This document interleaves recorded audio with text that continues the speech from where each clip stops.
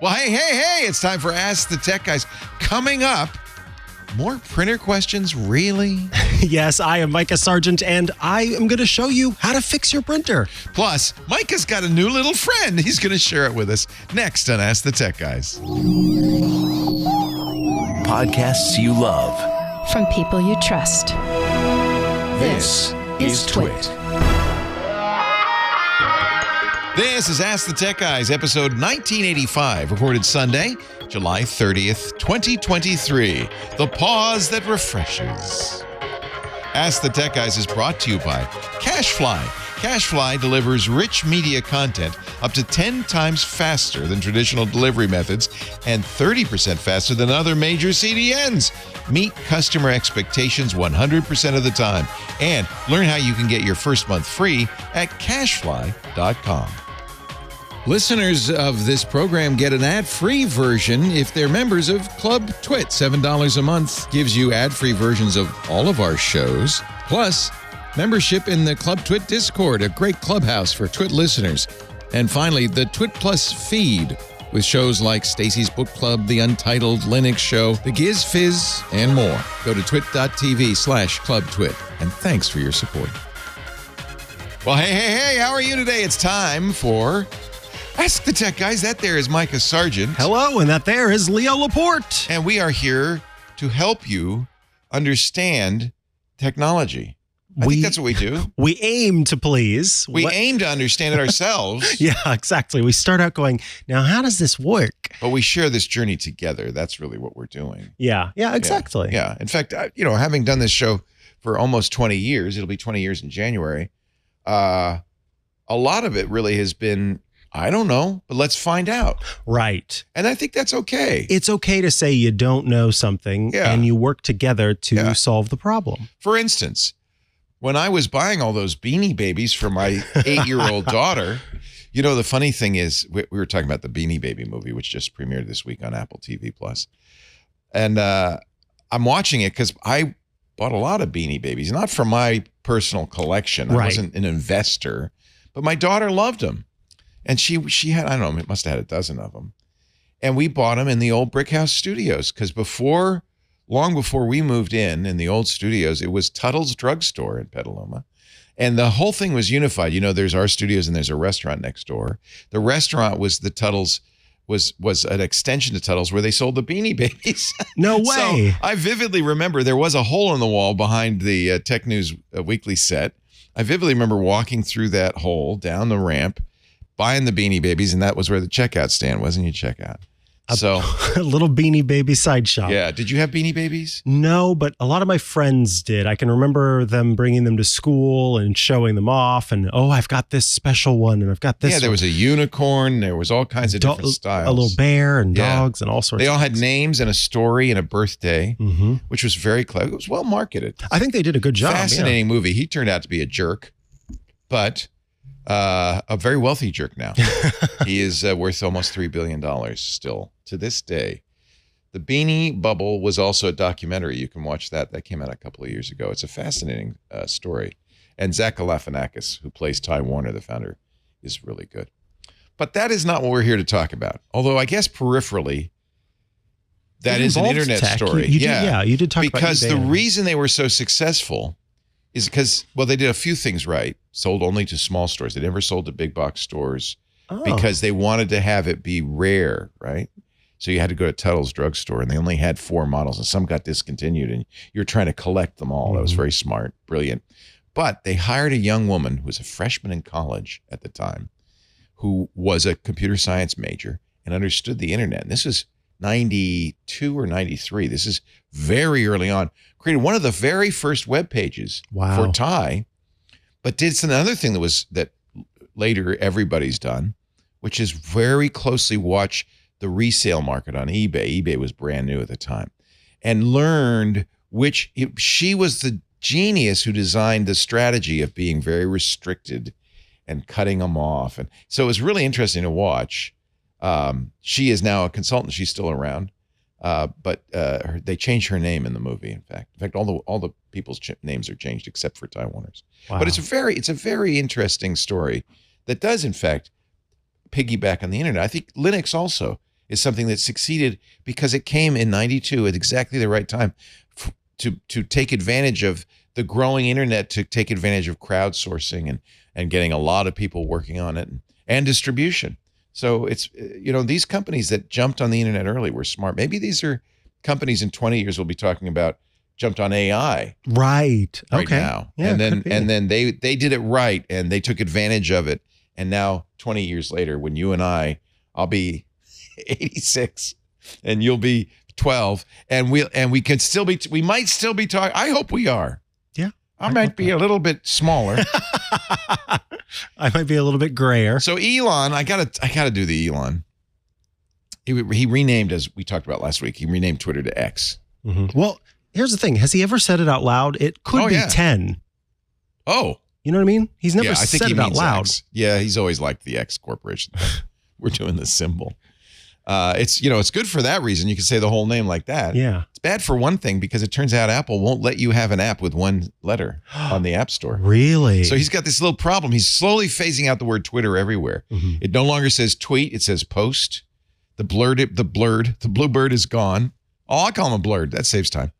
But you can't have an X app on iOS, which is a big deal. It's already X on Android.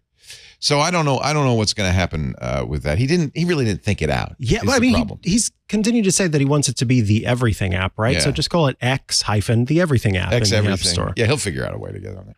And so they brought in a cherry picker and took down the letters on the sign, which didn't do anything because the shadow of the letters is still there. I mean, it's just looks like a really ugly sign. Yes. Good thinking. And then in a really janky installation, put up a giant lit X on the roof. I saw this. Which is strobing. And flashing at the buildings nearby. I feel so bad for the people who live in the neighborhood. And you know who else is mad at them? The city of San Francisco, because you can't do that. Yeah, don't you have to get a permit for everything? It's dangerous. Well, the thing could fall off and hit somebody. It's just dangerous. And if you look at it closely, it's held up by it's probably structurally sound, but it looks bad. Anyway, the city's going after him now for that one. It doesn't surprise me. Interesting article, speaking of Elon, in the New York Times about Elon Musk's satellite dominance. Did you know 50% of all the satellites above the Earth are Starlink? You're kidding. 1/2. And the real concern is that Elon is kind of unpredictable, right? And so on March 17th, the New York Times writes, Mark Milley, chairman of the Joint Chiefs of Staff, met with the leader of the Ukraine's armed forces, General Valery Zhuzhnyi, and they talked about everything, in, battlefield and the progress of the war, and Elon, because the Ukrainian army depends heavily on Starlink for its battlefield communications. And General Zaluzhny asked if the United States has an assessment of Mr. Musk because of his sprawling business interests and murky politics. He said, can we rely on this guy or what? American officials gave no answer. There is they didn't say we can't. Well, I don't know what 4,500 Starlink satellites are up there. That's half of all the satellites. Besides the fact that, astronomers are mad because it's occluding the night sky. By the way, he's not done. He's only got about 1/10 of the total up there. He wants to get 42,000 satellites. What is that going to look like? Well, that's what astronomers are considerably worried about. I was excited. I remember I was very bullish about this because I thought, well, this is going to give inexpensive internet access to every corner of the globe. I was right about everything but the inexpensive part. Are all of those dots, those yellow or green dots, those are all supposed to be satellites, or his goal for what the satellites are? Or is that the network? This is Starlink satellites launched through July 10th. This is 10 minutes of satellite. There are that many satellites, right? Well, they have to be, right? So this is not good. And you see the lines? That's new ones being launched. Those lines, that's the new Starlinks going into position. So, fascinating story. I don't know what you say about that, but certainly Elon has not given anybody confidence of the way he's run Twitter. Right. There might be legitimately some concerns about what his long-term what if suddenly he's just like, you know what I feel like doing today?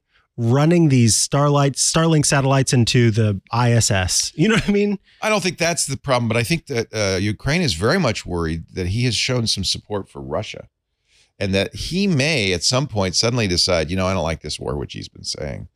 We're just going to cut Ukraine off. Mm-hmm. And that would be devastating. That he could actually literally shape change the politics, result of the war. Yeah. So I understand the concern there. I really do. I think it's fair. Yeah. Let's see what else is in the news. Did you see anything you thought were going to be a big story this week? It's speaking of space. I am excited about NASA Plus. You got Apple TV Plus. You got Google Plus. Plus is a good way to add a name. So what is NASA Plus? NASA Plus is a streaming platform from NASA. Yes, sometime this summer, we are supposed to be getting a NASA Plus streaming service. Well, how much is that going to cost? Well, apparently it's going to be free. We already paid for it. Because, yes, our taxes pay for it. Yeah.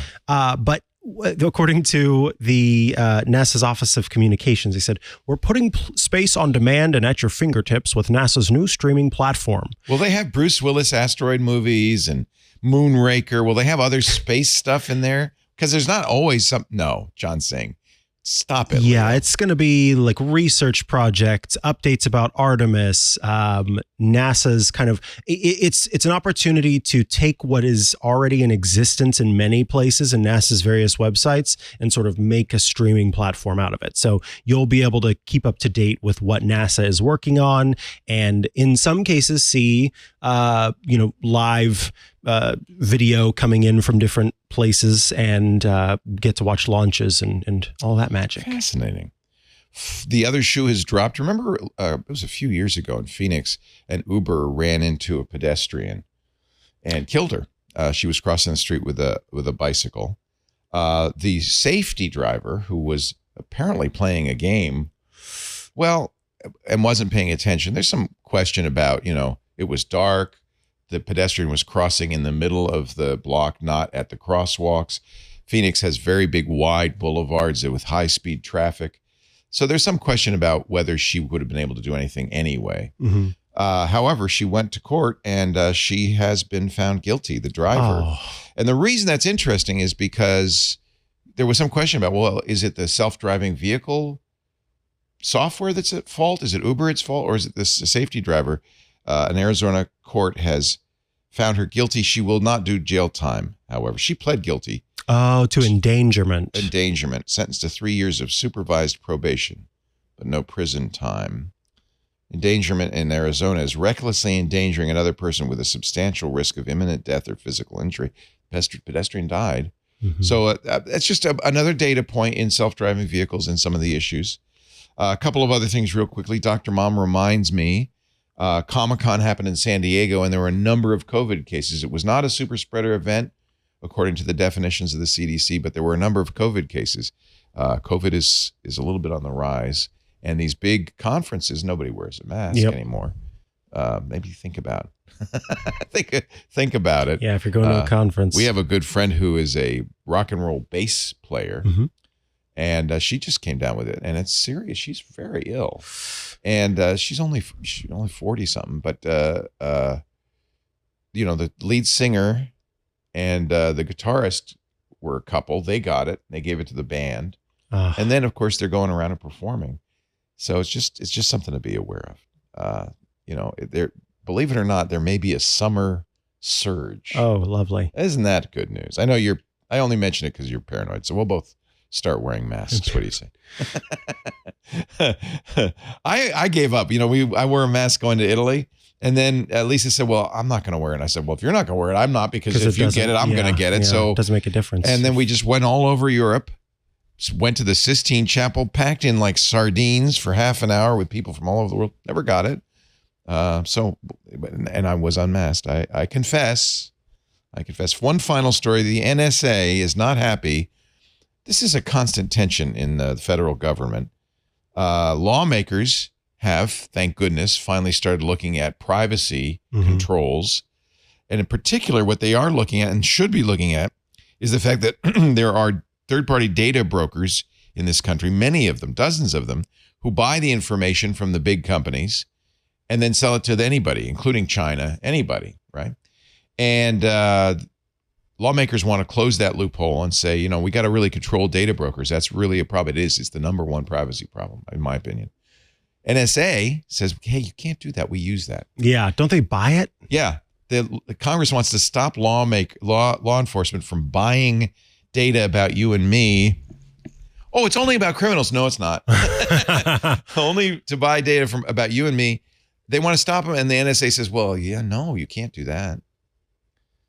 So the NSA has this is a story from Wired magazine, has approached lawmakers charged with its oversight about opposing an amendment that would prevent it from paying companies for location data instead of getting a warrant, which I believe the Constitution strongly suggests. Yeah. Just because it's there, then they think, oh, well, no, in this case, we don't have to. Strongly suggest. 888-724-2884 is the phone number. You can call right now. We'll put you in the lobby and pick you up, and then you press *6 to unmute. If you call during off hours, we're live from about 2 to 5 p.m. Eastern every Sunday. If you call during off hours, you can leave a message. We have quite a few messages. Yeah, we do. We got quite a few voicemails. Thank you. You can also zoom in at call.twit.tv. Do that on your phone so we can see and hear you. And you can also email. We have what did you call it? A packet, a parcel of emails, a pile. A pile of parcels. A pile of parcels of email, atg@twit.tv. Oh, a grab bag. That was the word we were using. We have earlier. a grab bag of emails, atg@twit.tv. What do you want to do? I have some calls. We should do calls, but I did want to, no, let's do calls. And then I'm going to tell you about a friend that I made. I found a new friend. Aww. But we'll go to a call first, and then I'll show you my friend. Oh, that's so cute. I'm going to pick up on a wireless caller. Does anybody call from a landline? I don't think so. I think they're all wireless callers. In theory. We picked up on you. How do they know that we picked up? Is there a sound? It says they're being moved to the room. It says, you're being moved to the room. And then press *6 to unmute. Hi there. What's your name and where are you calling from?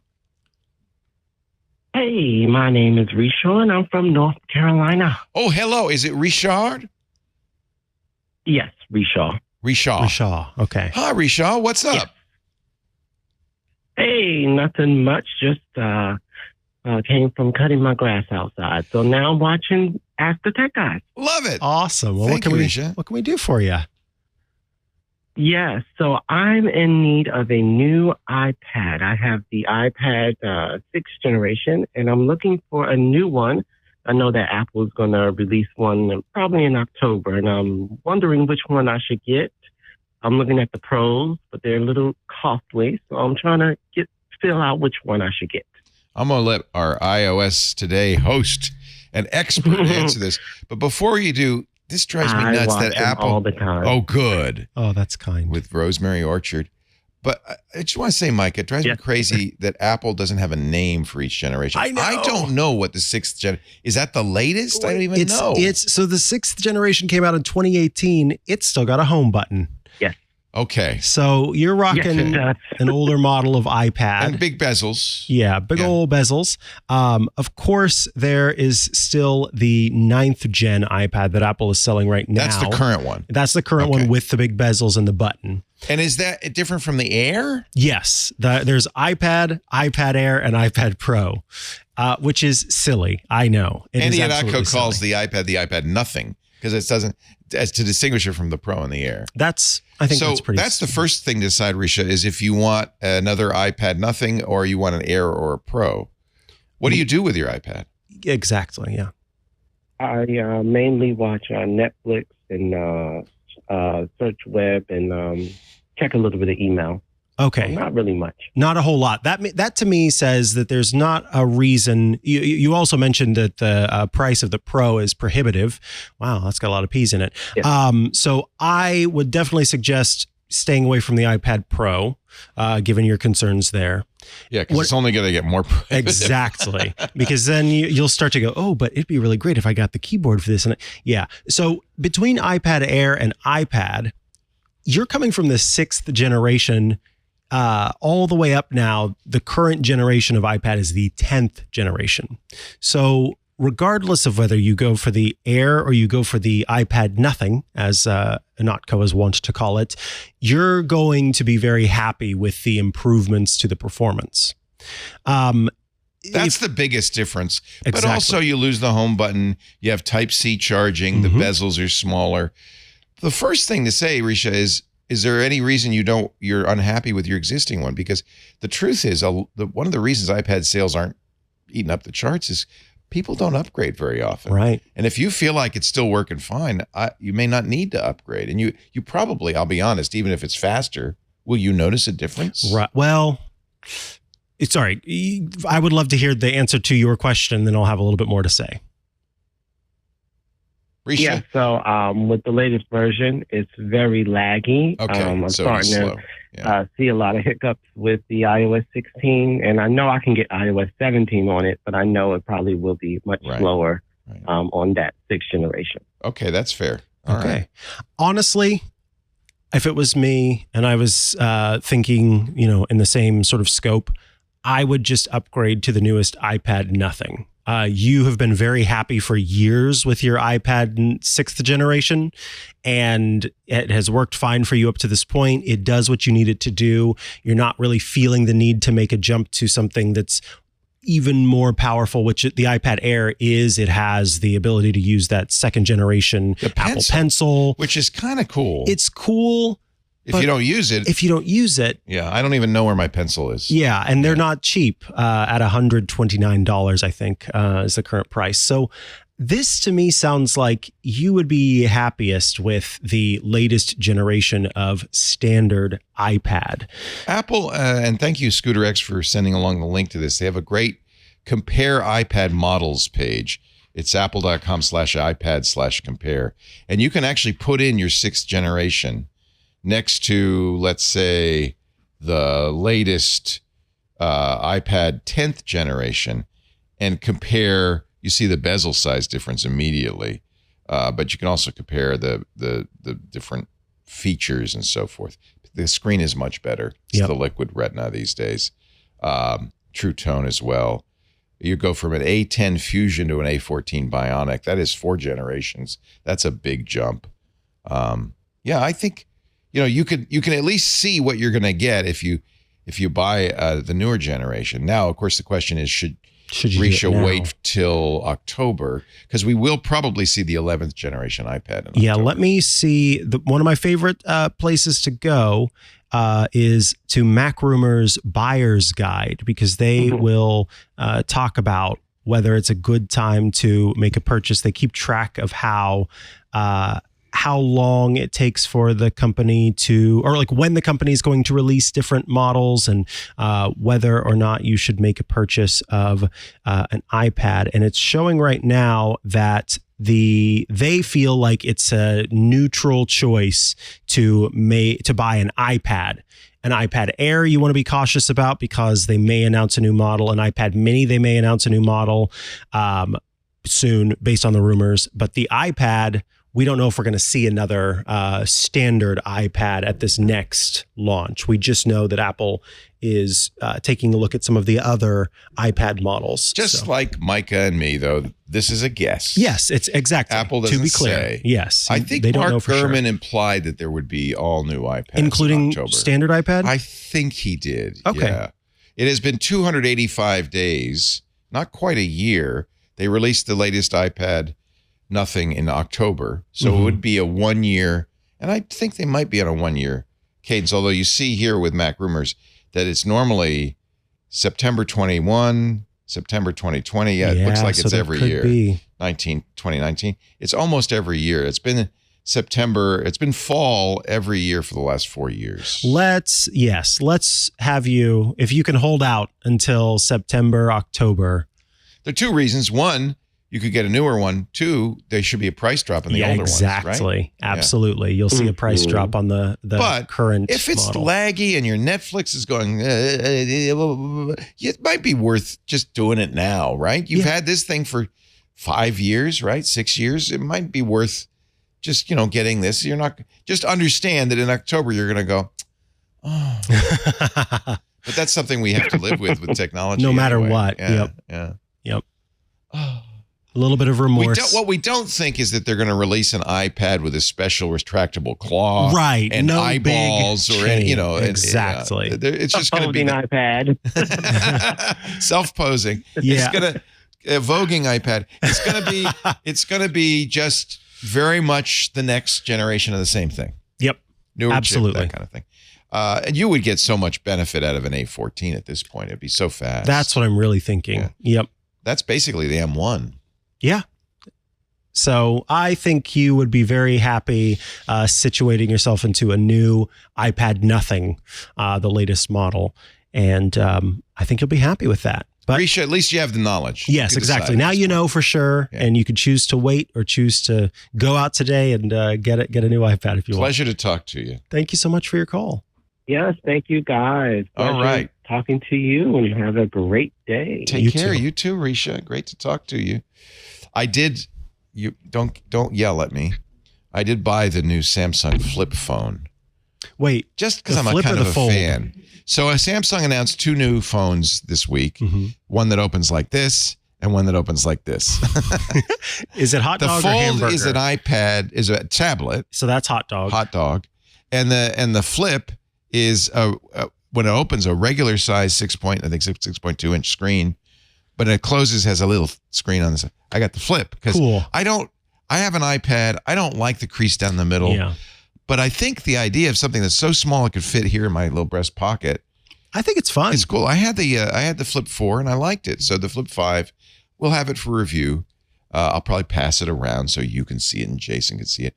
Lisa, my wife, is very interested in it. She says she wants something that's small. I think a lot of people carry purses. Would Right. probably like something they could stick in their purse. But she also says, I wish it were an iPhone. Yeah, I wish that there was something like that.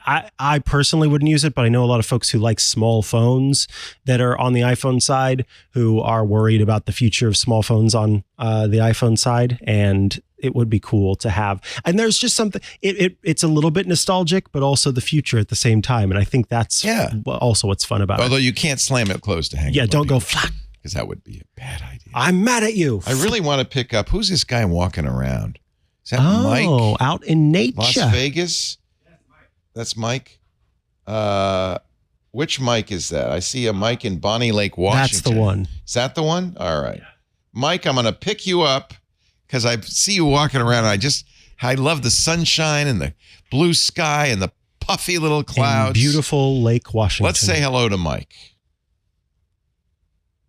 Okay, I'm unmuted. Can you hear me? Yeah. Yes. Oh, I this is. can't hear you through my headphones. so Uh-oh. Well, you have to now turn pull up the down volume from. then. Hey, I'm on a Samsung Fold, Leo and Micah. Oh, Oh. Hang on, I got to get you on the speaker here.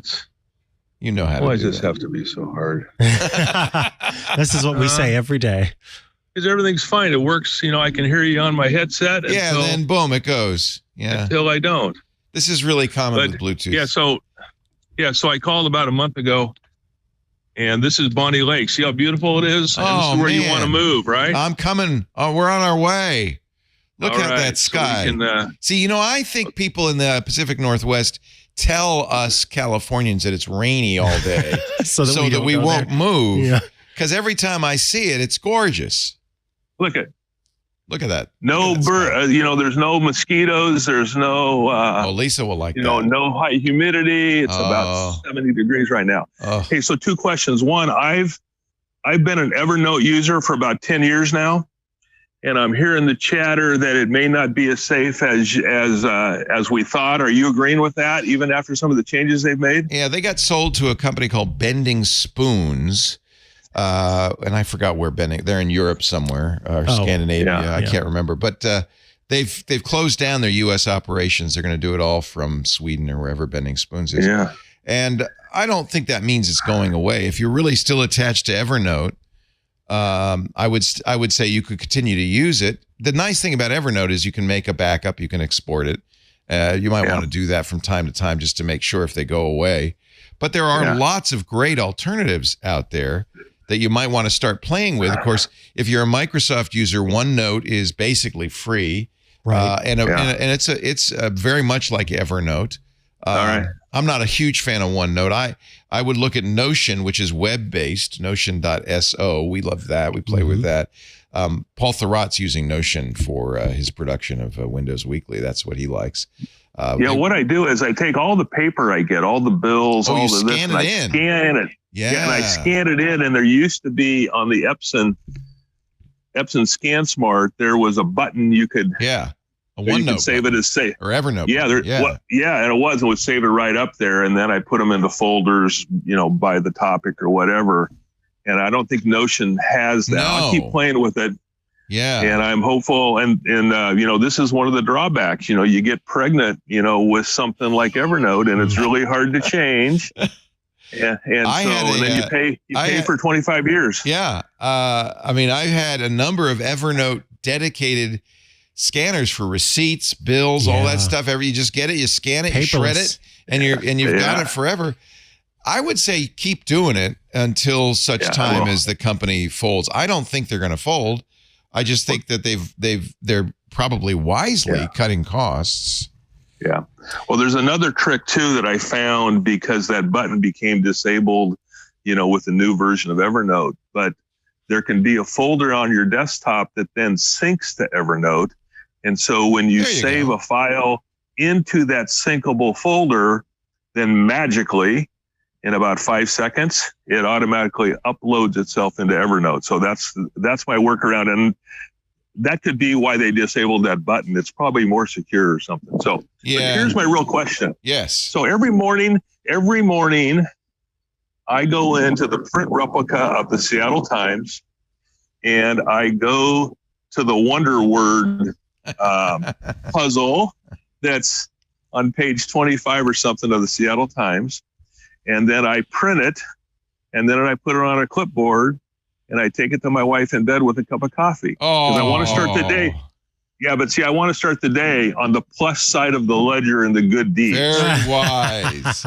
My wife and I do a crossword puzzle together. It is really a great thing to do together, I think. Well, so here's what I want to do. And I was around the Boeing company for 40 years, and the thing called scripts. Is there a way that as a personal guy, I can write a script that's got a time and date stamp that automatically at 5 o'clock in the morning, let's say, it goes to that website, it finds that page, and then if you click on it, then it enlarges, and then I send it to the printer. Does the whole thing that you do by hand.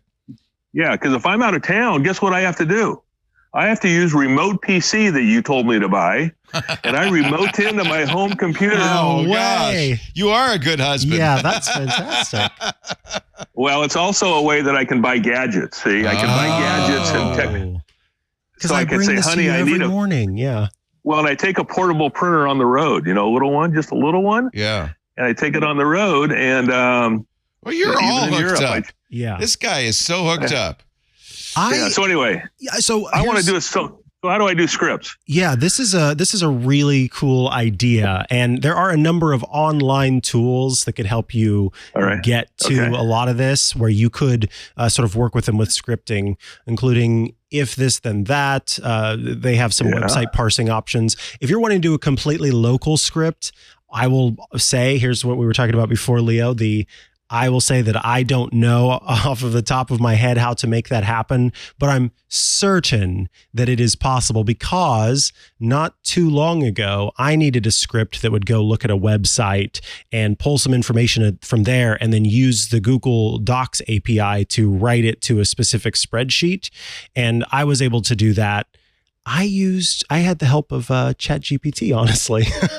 I wrote in to ask it kind of, how can I go about pulling this off? And then it helps me with some code. And then I modified that, and I was able to do that. So what I will say is that you're on the right track in terms of the possibility of doing this.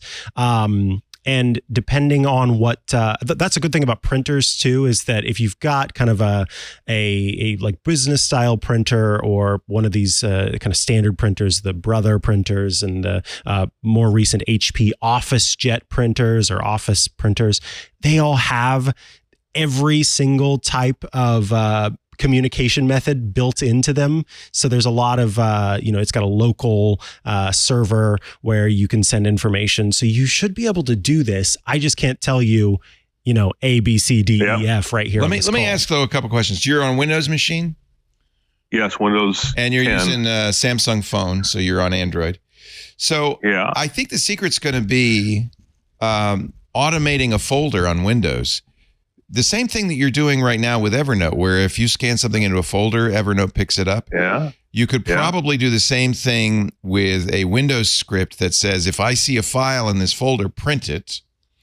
So that's going to be the last step of that. And then you just need a script that will once a day Go get it. Go to the web page and download it, right? Just in effect, automating the thing you do.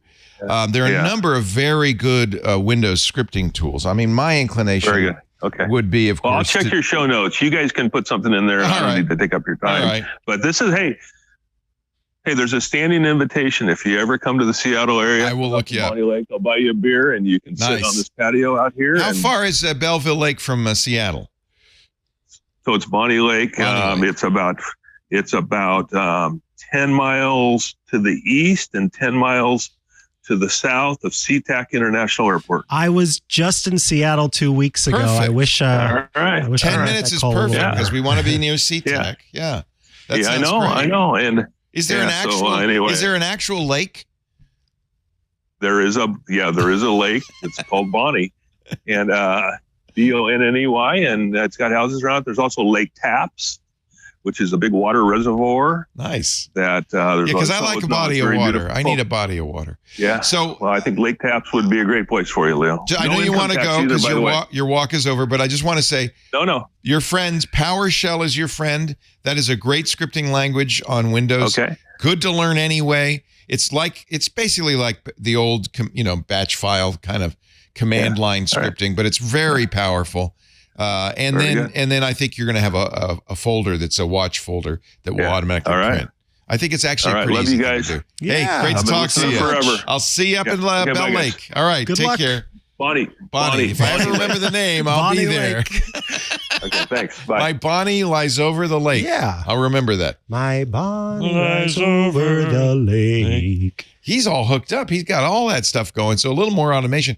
And I think if you're going to do it, I agree with you. If this, then that, or Zappy, or there are lots of kind of systems. But I think if you're going to do it, you might as well do it right. He sounds like he's an engineer. So he can be able to do some PowerShell.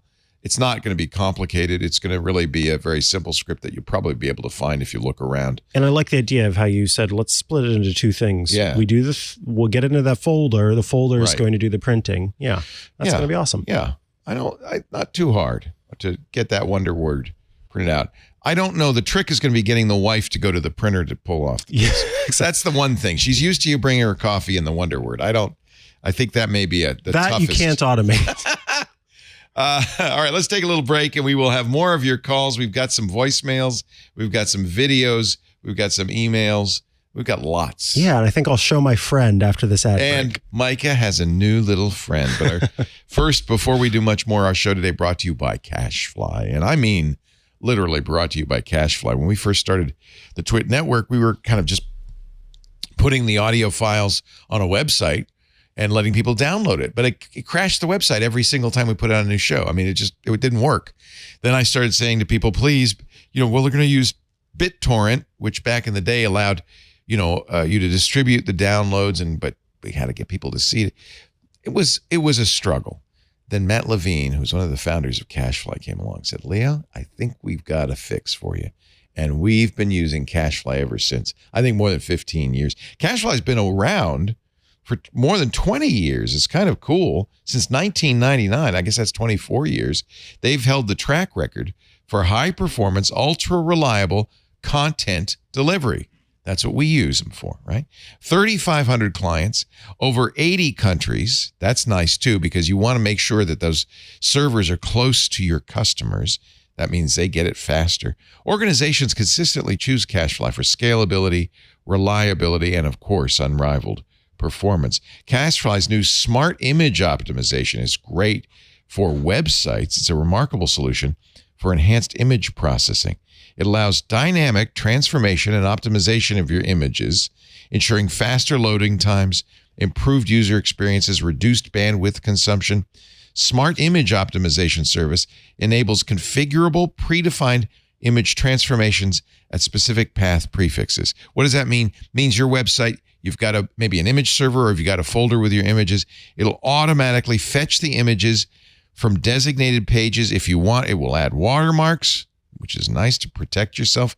It makes customization a breeze. They've developed an intelligent logic that allows dynamic interpolation of collected information to transform commands. What does that mean? It means you can insert relevant data like file names into the file, request IPs, or image metadata right into the images themselves, which is a fantastic technology.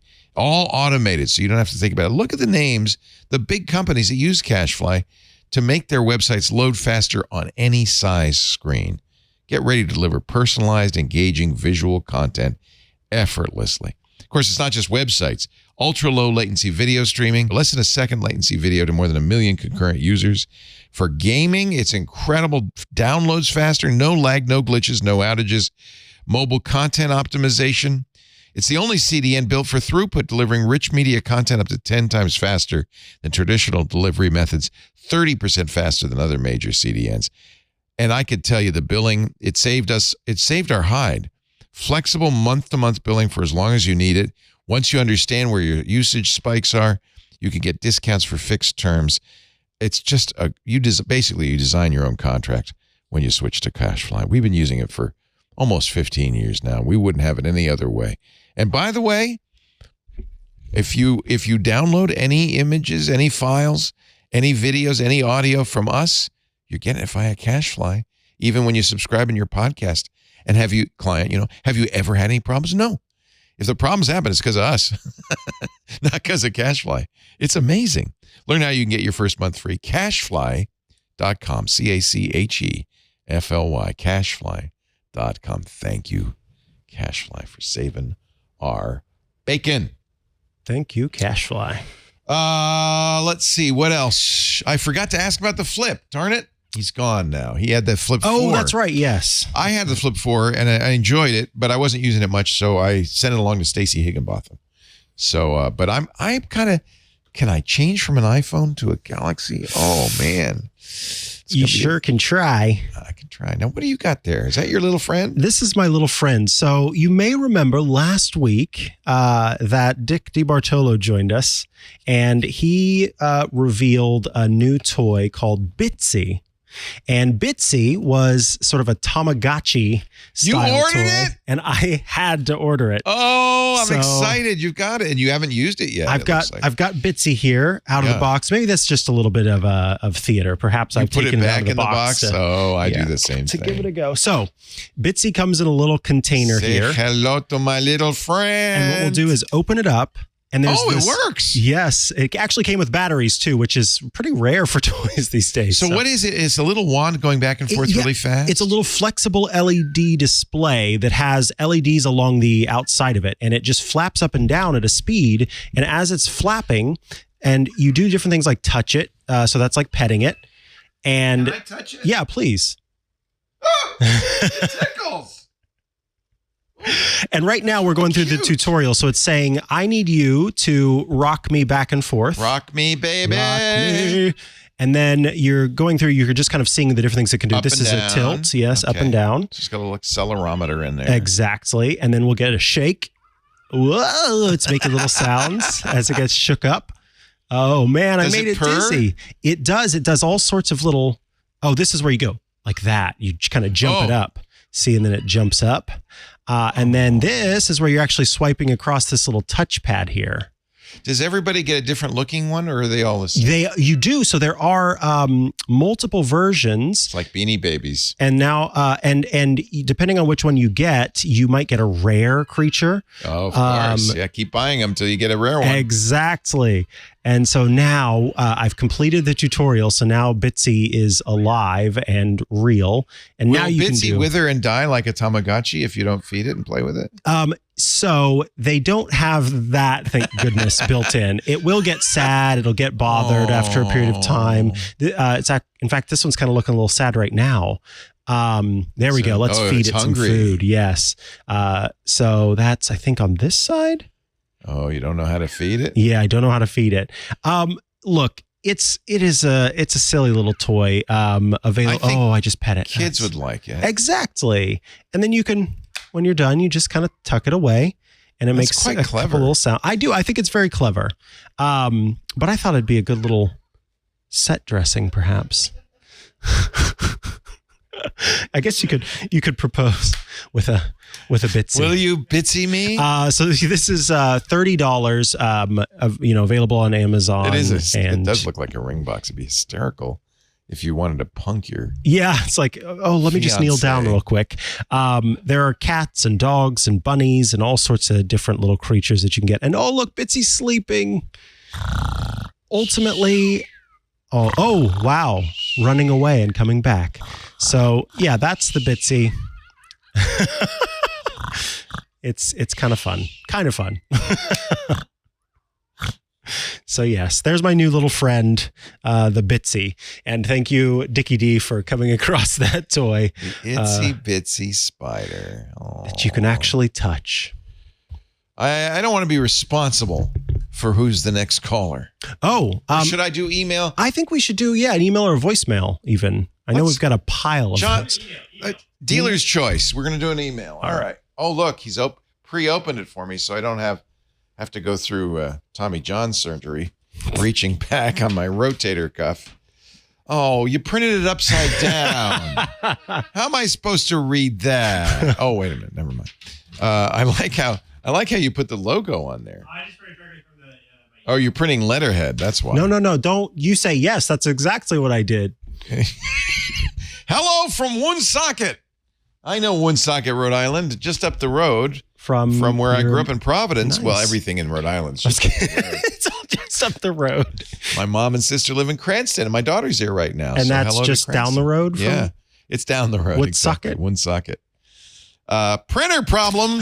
No. This is from Fred in Woonsocket. 02895. Thank you for the zip code. Please help. I have an Epson WF 7610 printer problem. The blue cyan will not work. I did a nozzle check and a print alignment and 7 head cleanings. Last head cleaning I did was after I changed the blue ink cartridge. The test prints showed all the colors and black are okay, except still blue. He even changed the cartridge. I've been talking with Epson via email, spoke with an Epson tech in San Diego. The tech said it was a mechanical problem. The repair cost would be prohibitive. I should just buy a new printer.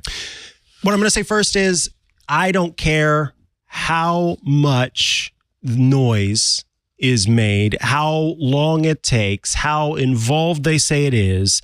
The built-in print head cleaner. He did it 7 times. Is nonsense. Oh, that's why. You essentially what it's doing is squeezing a bunch of ink out of your cartridge and trying to brush it away to clear out any clogs. You need to do your own print head cleaning with 99% isopropyl alcohol. Not rubbing alcohol, because that's glycerin in it.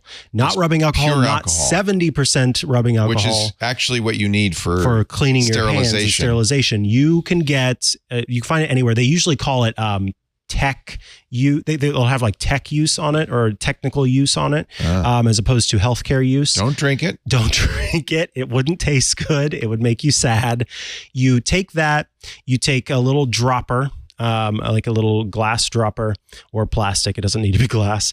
And you squeeze it onto the print head and you let it sit until it evaporates. Then you take a Q-tip and you dip that into the, again, alcohol, and you rub the print head with it. Bitzee. Do not feed it to your Bitzee. And then you do a print head cleaning after you've done those 2 things. If at that point it's still not working, then checks notes. It's a it's a mechanical error, and I understand the cost is prohibitively expensive. He didn't say if it's still, how old it is. Right. This is the problem with, in my opinion, Inkjet in general. Yeah. Is if you don't use it at least once a week, it is going to happen. And I don't actually recommend Inkjet for, nowadays we don't print as much as we used to, unless you're printing out the word puzzles every day from the Seattle Times. And actually, that's a good idea. Maybe you should just do. That's true. Do a weekly puzzle or something. Do a puzzle. If you don't print, I would get a laser printer. Absolutely. Now, the color's not as good, and he clearly wants color. So they have, they call it business color, but it's kind of a faded out color. But a laser printer is designed for a zero duty cycle. Where, you use it once a year, it's never going to clog. I just think that inkjet's problematic, and the inkjet industry, Epson's the best of the bunch, I think. But in general, the inkjet industry's economics are terrible. Mm-hmm. They charge very little for the printer, and they charge a lot for the ink. And the idea is we're going to make it up in the ink, and then they do copy protection. It's just a terrible business. Yeah. Especially the inkjets. Like I said, Epson's the best of the bunch. The problem is, I'm not sure with that printer, you want to replace the print head with each cartridge replacement. And if your print head is clogged and you're not replacing it, which I think in this case you're not, you kind of have to do what Mikah said. You really have to get in there. I think they discourage you from doing that, but I guess it's worked for me in the past when I did have, because back in college, I bought an HP inkjet printer, and then I would go periods of time without using it, and I would have to do the alcohol treatment. It would start working again. Then I finally realized the error of my ways and stopped with that horrible printer. I know the more modern inkjets, the super tank, Epson calls them eco tank printers, do not change the print head, and that's a flaw, frankly. Right. If you're not having the cartridges that have the head built into it. But even with the kind that have the cartridge with the head built into it, it's still getting seeded into something that has a fine mesh on it. And that's what gets dried out and plugged up. Yeah. And as someone was saying in the chat, when you do, a lot of times these printer head cleaning systems, they will do it once, they'll print something out and it says if it's still an issue, then do the more advanced one. All that's doing is pushing even more ink through. Yeah. So you're just wasting so much ink doing that if you don't use the alcohol. Especially if the only option is getting a new printer. Right. Exactly. Because I guess worst case, maybe it does screw things up, but you were going to get a new printer anyway. Right. Yeah. And for me, it worked a bunch of times without ever screwing anything up. Yeah. So it was good. Good. I like that. That was fun. Now, because this is a long month, this is week E. Right. Our 5th week in the month of July, which means we don't have any visitors. The fabled 5th week. Yeah, so normally at this time we would be talking to a contributor like Samable Samad, Daily Gizwiz, Dick DeBartolo, Rod Pyle about space. I kind of wish Rod Pyle were here about space to talk about that Elon Musk story. So we got more calls though. That's the good news. John Ashley, producer extraordinaire. What do you want us to do next? You're going to pick up on Joe Esposito? Yeah. That Joe? That Joe. All right. We like Joe. Joe is a regular on the show. And then I want to pick up on whoever that is. I think John, it says. Is that John? I can't read the fine print. But hello, Joe. What are you laughing at?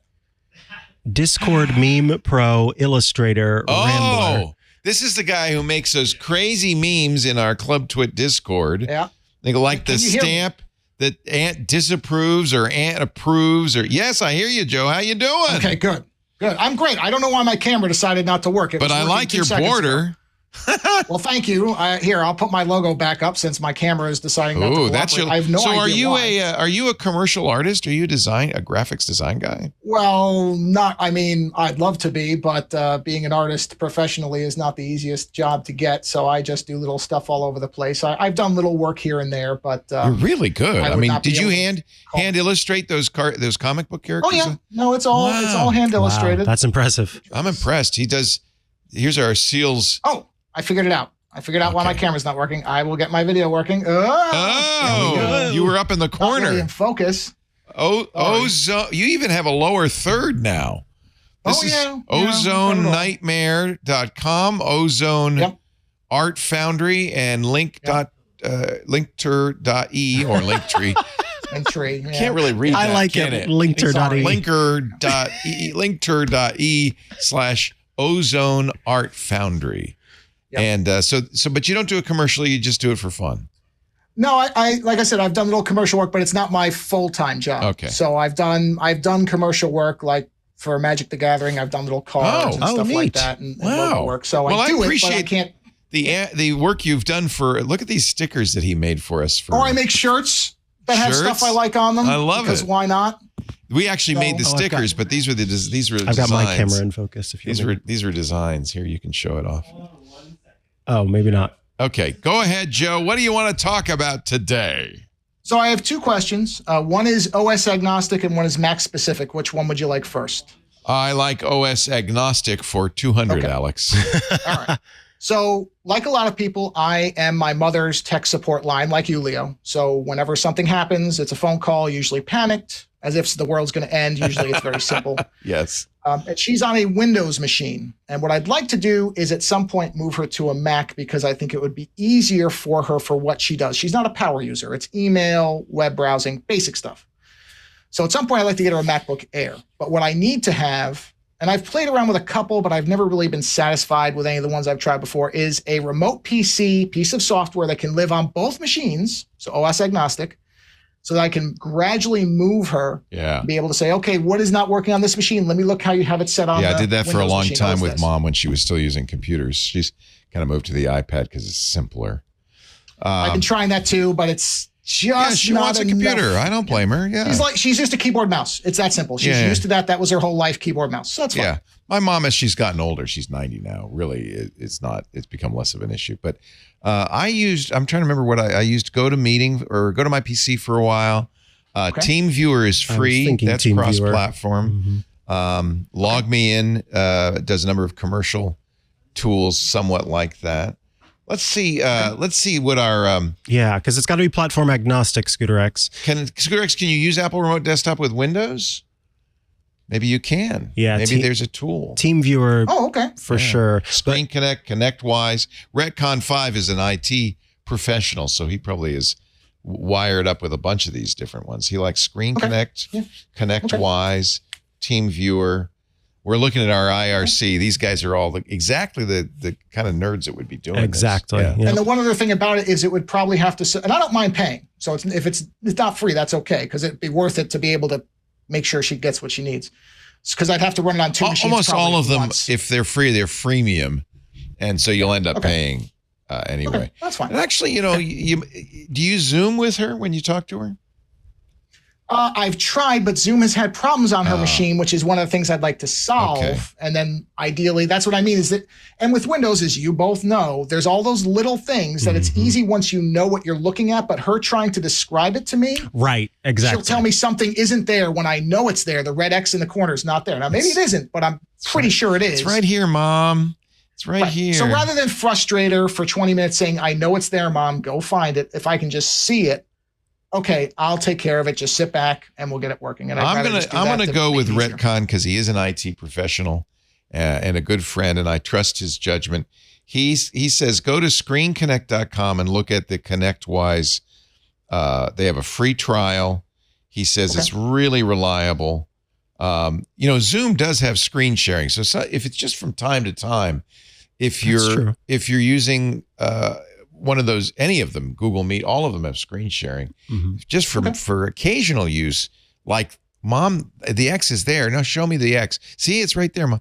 That might be enough. But if you want to do this a lot, it's probably a good idea. Yeah, because you can even telestrate on the other person's screen in Zoom. Exactly. So you may not have to go all the way. You can just draw a big Except arrow that and say Zoom the X is isn't there. working. Oh, right, that's right. Zoom's not working. That's So well, once it is, so if it can get me, and it'll be a good backup. yeah, maybe Zoom try the somehow free has a problem. trial do to the free get trial, Zoom working. and then you can. And then the reason being, obviously, it's easier for her if you only use one program for a number of things. And if she's already used to Zoom and you're already Zooming each other, who's Zooming who is the question. Well, she's used to FaceTime, but that's not available on Windows. I as know. far. So it's one of those things where we're trying to bridge the two until I can move her. Once I get her on Once Mac, she's a lot of moved, these problems it's go gonna be- away. Exactly. Yeah. Yep. Yeah. And that's fine. I can be patient, but that's why I want something I can use on both to make sure that if she suddenly says, oh, this is missing. Okay, let me go look. Oh, I Pop found over it. to All right, the- let's yep. install Outlook, I'm sure. Something like that. Something easy. So TeamViewer is a great one. A lot of people use just for time to time. I'm just going to fire it up because it's free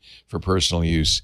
You get more serious, like an IT professional, Screen Connect from ConnectWise. And ultimately, maybe just try TeamViewer. The problem is, there's this burden of getting Mom to use something, and now we're going to use something else. And so you want to make it as simple as possible. Let me ask the chat room this, because they're so good at this. And I know you're in the Discord, our Club Twit, so if they have some suggestions in there, you'll see that as well, Joe. But what is the easiest for the end user? What would you suggest an older person might prefer, like have the simplest time getting up and running? Someone says I use TeamViewer to support my mom and her computer. Okay.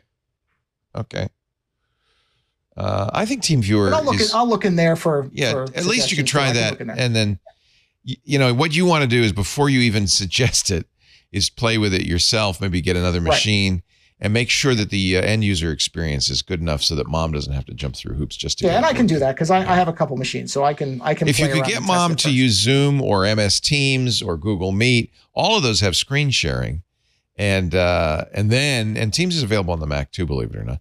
And then you'd have, and those are all free, and then she'd be using it to talk to you and you can for support. help out. Yeah. So I think Zoom is going to be the ultimate goal. I bet you it is. Once I can figure out what's happening with it, and then we just move to Zoom with that as a backup.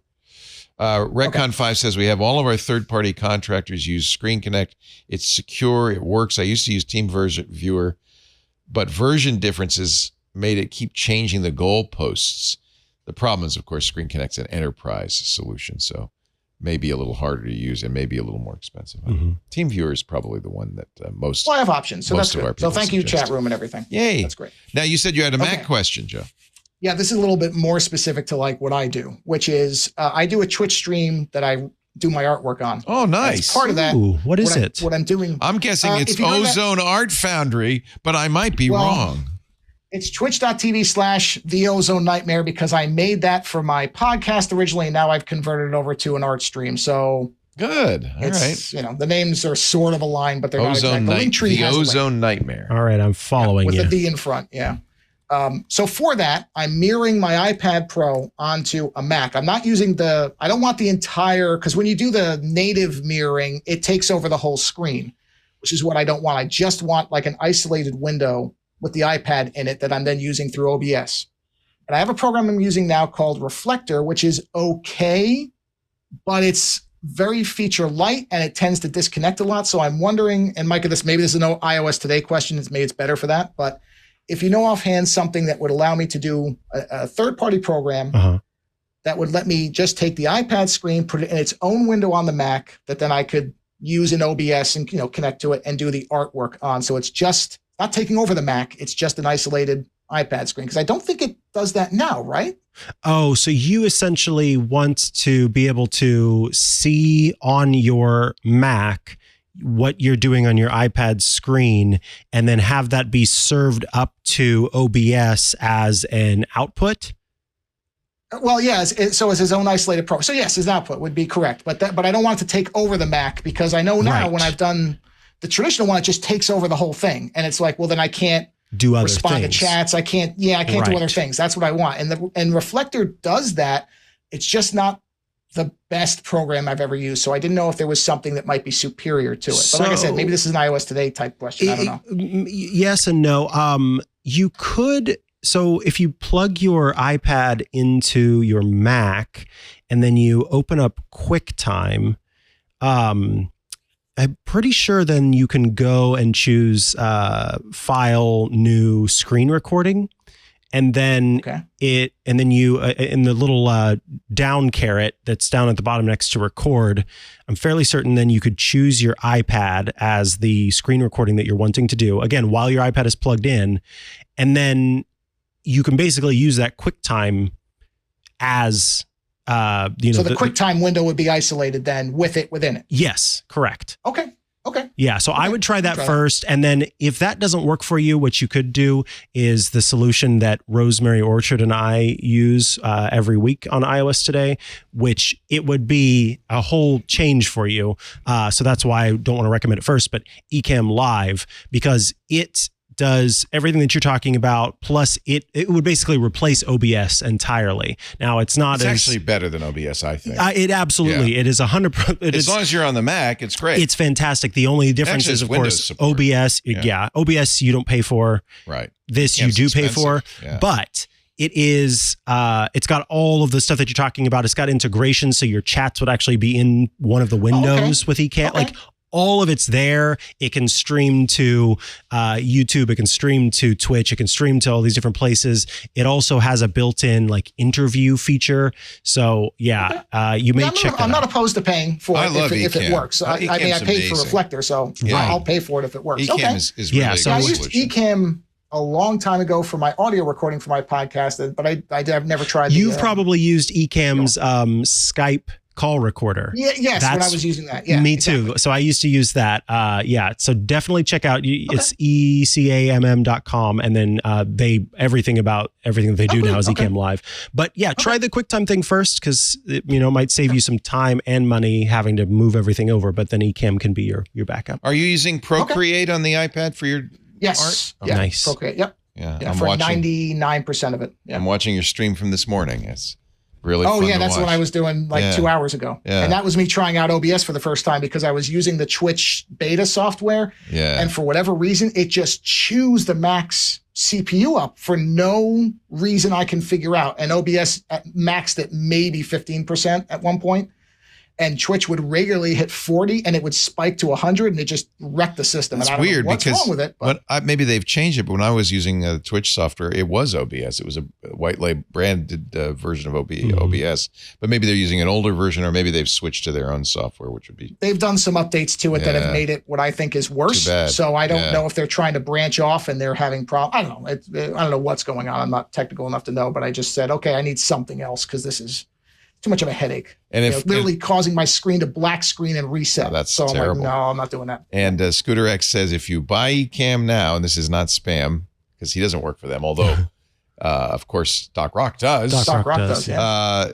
30% discount on the site right now, 23 July 30. Oh, nice. So this would be a good time to snarf it up. Yeah. I'll look at it. I never use it, and I pay for Ecamm Pro just because I don't know why I bought it, because I thought someday during COVID I thought maybe I'd have to broadcast from the house, and now I figure, well, I got it, and if I ever do have to broadcast from the house, you'll have it. I'll have it if the studio falls into a sinkhole or something. Hey, Joe, great to talk to you. Thank you for the artwork you do. Hold on. One last thing. Oh, no. One more thing there now. was a question. Benito is weighing in. Hi, Joe. This is producer John. Oh, it's John Ashley. I just want to say, Benito and I love your artwork on the Shieldred card from Magic the Gathering. Oh, they know your card. Everybody loves that one. Yeah, no, thank you. That's the popular one. Everybody loves that one. How do you know that that's Joe's? Oh, because my name's on it. We just looked it up. Oh. They looked it up. Yeah. And they both apparently play that silly game. Well, It's a very intense game. How big is your deck? Do you have a giant stack of cards? No, but I have maybe a collection of over 10,000 cards at least. And it's maybe worth at least $10,000. I don't know. You just scared Joe out of the. No. I'm going to show you. This is the binder of all the artist proofs that I've got for them. All the artist proofs? Wow. They sent them to you. So John and Benito, if you message me on Discord, and I will do a little doodle and I'll send them to you because I have about 300 of them. So I'm happy to do that. So you said just DM me. Yes, I will send them up there. A really nice shiny artist proof of Shieldred. And I will give you a Beanie Baby from 1995. Excellent. The one thing I'm missing from my collection from the 90s. Excellent. Joe, always a pleasure. Thank you for all you do. We love your illustrations. Take care. Yep. Take care. Yep. That is a very nerdy game. A whole situation there. Hey, it's a lot of fun. No, I agree. By the way, Club Twit members, twit.tv/Club Twit, you can check out a very early episode in Club Twit where I interviewed John Ashley, and one of the things we talked about was Magic the Gathering. So I learned a lot. It was a bad interview. It was a good interview, John. You did great. I'm not much of an on-camera person. So yes, you can learn a little bit about John, who is apparently like a renowned Magic the Gathering player. And Scooter X admits that he has teeny beanies from the McDonald's Happy Meal. I remember those. Yeah, the teeny beanies were a few years later, on his desk. All right, John Ashley, dealer's choice. Producer's choice. We're going to voicemail. Software, yes, indeed. Lobster. The Elaine Stritch software. The Twitch streaming software is doing. Wait a minute. But it's doing it at a quarter. Is that from you from Twitch? Oh, I'm playing Twitch. That's from me. Sorry about that. I will mute my audio Mikah, and then this we is can Dave. start. Oh, go ahead. With the Laptop Elf in Redondo Beach, California. Hi, Dave, the Laptop Elf. We're anticipating donations of end-of-life Chromebooks and want to refurbish them with a new operating system. What do you recommend for an approach to installing a Linux distro on these machines? Eesh. You really want a distro that is geared to the novice user. We now use Linux Mint on old Windows and Mac units. Thank you for all of your help, and we really like the new format for Ask the Tech Guys. I'm glad to be a member of Club Twit. I want Take care. Thanks, you. Guys. Bye. Dave I want an Lombard audiobook from Dave. Is the laptop. I know. I love his voice. Yeah. He works out of LA. He helps schools and others with refurbished laptops. He used to be there's actually a great article about him in the Register's Daily Breeze, dailybreeze.com. So he takes old computers and refurbishes them, and as a just kind of a gift, kindness. Yeah. That's a really interesting question. Yeah, because Chromebooks specifically are relatively low powered, right? So a Linux distro for noobs that can run on a Chromebook. You know what I really wonder? So Google bought a company called Neverware. Okay. That was designed to put Chromium OS is open source, just like Chromium is the open source version of Chrome. Mm-hmm. Chromium OS is the open source version of Chrome OS. And Neverware was taking Chromium OS and putting it on Windows PCs. Google bought them, and they call it Chrome OS Flex. Oh, yeah. And it is a standalone version of Chrome OS that you can install on PCs. Would it be Ouroboros to take Chrome OS Flex and put it on an old Chromebook to make it more up to date? I don't know. Maybe that's the right thing to do. Yeah. They say PC and Mac, but of course it's Google. They want to sell you a new Chromebook. I'm really curious if that's the case. It is Linux. Let's first of all say that. Chrome OS is Linux. It's just a lockdown version of Linux that only allows you to run the Chrome browser. And that's one of the reasons you can run Linux easily on Chrome OS. Of course, any Chromebook there's a developer mode you can turn on, which will allow you then to rewrite the firmware and to put Linux on it or anything else you want on it. You could even put Windows on it. But you're right. These have very little memory. They're usually cheap, slow processors. Mm-hmm. They're really good for Chromebooks. So he was putting Mint. Mint probably isn't the best choice for a computer like that. But his chief interest is ease of use. And one of the reasons you like Mint is because it looks like Windows. I would look at something like Small Dog Linux or Damn Small Linux. There are a lot of Linuxes that are designed to be very lightweight and to run on, 4 gigs of RAM and an older processor and stuff like that. And I think what you're going to want to do, Dave, almost... Is Small Dog the same as Puppy Linux? Puppy Linux, yeah. I think of... yeah. It is a small dog. Puppy is It's a small dog. Puppy Linux is one. I think it's called Damn Small Linux. If you go to... what is the name? Oh boy, my brain is failing me, I have a 70-year-old brain. I know. I just want to warn you, this is why we have to have Mikah here. There's a great site that's a Linux distro site, distrowatch.org, I think. Yeah. If you go to DistroWatch, you can find some really small Linuxes designed for slow machines. Even, I'm sad to say, even the Linux project and Linus Torvalds are kind of abandoning those old processors because there's a limited amount of cycles they can use to develop and so forth. Puppy Linux would be a good choice. But what you'd want to do, is then, I think, customize it yourself. So at any Linux that can do this, I don't know how sophisticated you are, Dave, but any Linux you could make it, as Google has done with Linux for Chrome OS, very straightforward. You can lock everything else out, get rid of the installers, have it be an automatic upgrade, maybe just lock it into Firefox or Iceweasel or whatever open source version of a browser you want to use and have it only be that. It's absolutely doable. If you are not up to that yourself, maybe go on Reddit or one of the Linux forums and ask for some help. I bet you there'd be somebody out there, given that you're doing this for a good reason and good cause, who could help you make a custom Linux of your very own. If you might be starting instead of Puppy Linux, say with Arch, and building it up from scratch, and only install the stuff that's absolutely needed. Design a user interface that is very simple. You can take one of the existing desktop interfaces and maybe dumb it down or lock it down. I don't want to use the word dumb it down. Lock it down. The laptop Elf's OS, like the Elf OS. Ultimately, that might be the solution. But it also is the case, and I'm sure you already have done this, Dave, there are some laptops that are just not worth reclaiming. Right. And it may be older Chromebooks with so little hardware support are just not worth, thank you. It's very kind of you, but we're going to have to grind them up because there's no market. There's no way we can really make these usable. Let's take a little pause that refreshes. What do you do when you take a pause yourself? Do you use that time to chew some bubble gum? Sorry, I was paused. Yes, indeed, I do chew some bubble gum. I am guessing that you're making a reference to an old chewing gum commercial. No? A pause that refreshes is not chewing gum? That's soda pop. Really? Yes, I think that's Pepsi, isn't it? The pause that refreshes? I believe it is. No, I was just thinking, normally I would say smoke them if you've got them, but nobody smokes anymore. So.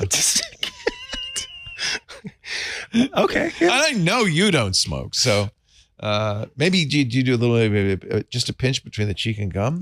No. Actually, I was gonna yes and you, but then I thought I really don't want anyone out there doing that. No. I have a friend who's picked up the habit when he lived in Scandinavia. Oh, is it more common there? Yeah, apparently there's this kind of a, I don't remember. I think it was there's a Swedish chewing snuff. Yes, snuff. What do you call it? It's not. Is it chewing tobacco? Chewing tobacco. Yeah, that's a terrible idea. It's so. I mean, you're literally just putting the horrible things right on your gums, which are already so prone to absorption. It's just very bad. All right, that was the pause. Oh, right. The pause that refreshes. That's so that they can stick something in there. Now I realize what's going on. Yeah. So my brain is going too. Yeah. Hey there, folks. Get ready for the Backbeat Media Podcast Network, your new go-to place for top-notch podcasting fun. You're an Apple fanboy or fangirl? We've got you covered with the Cultcast, delivering all the iNews you could ever want. More of a literature lover? Bookworm is going to rock your world. Got a thing for theater? Broadway radio is going to hit you right in the feels, while Mac Geek Gab and MacCast are here to feed all your tech cravings. Punk rock your vibe? You're going to vibe so hard with Jughead's Basement. And for all the dinosaur nerds out there, I Know Dino is basically your spirit animal. But hold up, all about that mental health, pop culture, and tech life, Christina Warren and Brett Terpstra are serving up your weekly dose. Love a good flying tale? Fig and Repeat are about to take your imagination to new heights. And hey, to all you small business gurus out there, Dave Hamilton and Shannon Jean are dropping knowledge bombs every week. Backbeat Media Podcast Network, folks. It's where your passions come alive and there's never a dull moment. Hit up backbeatmedia.com and get ready to binge. We're back, and we never left. If we didn't, and if we did, then welcome back. We're back. And you told me to take a call, I believe. Phone call is what you would like me to do. Now, how do I know? Is Las Vegas, Nevada a phone call? Yes. All right. We are as Larry King used to say, Las Vegas, you're on. Hello, Las Vegas. Hello, Las Vegas. Hello. Welcome to the show. What's your first name? Calling all the way from Santa Rosa. I'm not in Las Vegas. But, that's what threw me off. Oh, well, your phone says, Old Chef Guy. You know what, Old Chef Guy? You must have lived in Las Vegas when you got your cell phone because it says Las Vegas. It does say Las Vegas. Did you know that? No, actually, I'm calling from Skype because I'm on the computer and I'm talking through my hi-all mic. Yeah, you sound really good. So maybe it's Skype has a 702 area code or something. Yeah, I don't know. be. Anyway, I have to have people think I'm calling from Vegas. That's perfect. Yeah. Now I have an extra hour of questions now that I held all that time. Oh, thank you. My first one is because of the Linux conversation, I have the original Chromebook Plex, the original LS 2015 16 gigabyte RAM i7 Chromebook. Wow. which was a beast. Yeah. Hey, it was just a beast. That was kind of great keyboard. That was kind of almost a demo version of the Chromebook, right? Yeah. They were to show how powerful it could be, right? This is what you could have. And it's still one of my favorite keyboards. So that would be fine. For evening surfing. Yeah, that would be fine to run any version of Linux because it's an i7 in there. And how much RAM? 16? 16 gigs. Yeah. See but most Chromebooks sold these days are $200, $300, $500 machines that don't have anything like that. But yeah, you've got a nice machine. I have an old Pixel book, one of Google's Pixel books. There's no reason that shouldn't keep running, except Google, after a certain period of time, says we're not going to give you new. There it is. I brought it. I'm bringing it to Abby because she prefers a Chromebook. It's very pretty. I wish Google would still make these. These are really look how thin it is. Really, really and this nice. is like thin before we had the MacBook Airs and everything. Yeah. This was a nice machine. So anyway. Yeah, this 2015 is heavy enough that you could hit somebody in the head with it and knock them out. Yeah. But in terms of a laptop machine or an evening surfing machine, it's really nice, but I'd like to update it. I'm going to go look at the Chrome OS Flex and see if that might be an install. I bet you can't put it on there. Just be my guess that Google somehow prevents that. But Linux is fine on that. It should be an awesome choice, actually. Great. So my original call is, I live in an area west of Santa Rosa where when the power goes out, I have no cell reception. I have no internet. Whoa. And when I'm producing a show, my other handle is Talk to Me Guy. And so when I'm producing a show for somebody or an online event, I'd like to have a backup, like a hotspot or something. Well, you can't. If your cell goes out, that's how the hotspots work. So I know, no, but I'm talking about a separate hotspot from a different provider. My cell is with T-Mobile. Well, T-Mobile and Verizon both offer a residential service. But if the power goes out, it's my guess that Verizon would also go out, that the cell towers are losing their power. I'm going to guess that, neither one is no cell provider is going to work. Why would T-Mobile go out but not Verizon? Yeah, you'd almost have to test every single cell provider. I guess it depends where the outage is. If the Verizon tower is just outside that area, it would still work. But there's no promise of that. That's kind of a problem. Starlink? I don't know. Yes, no, but the problem is the base station needs power. You could have some sort of battery operated. Right. Yeah. You'd ultimately have to have power that keeps the base unit running. Yeah, Starlink would be one choice. I think you can get it up here now. Another choice, maybe, is Sonic available in your neck of the woods? No, I have bad words for Sonic. Yeah. And I love Sonic. Yeah. But they haven't come out here yet. I'm west of Fulton Road in Santa Rosa. And they're not here. No, the IRC is saying, oh, no, don't worry because cell towers have backup power. But you just told us the cell service goes out. No, I can have cell service for about 10 minutes and then their little 12-volt auto battery that's a backup for their tower goes out. Got it. So maybe Verizon would be better in that they might have a generator. Something stronger. I mean, this is for years, and you know this.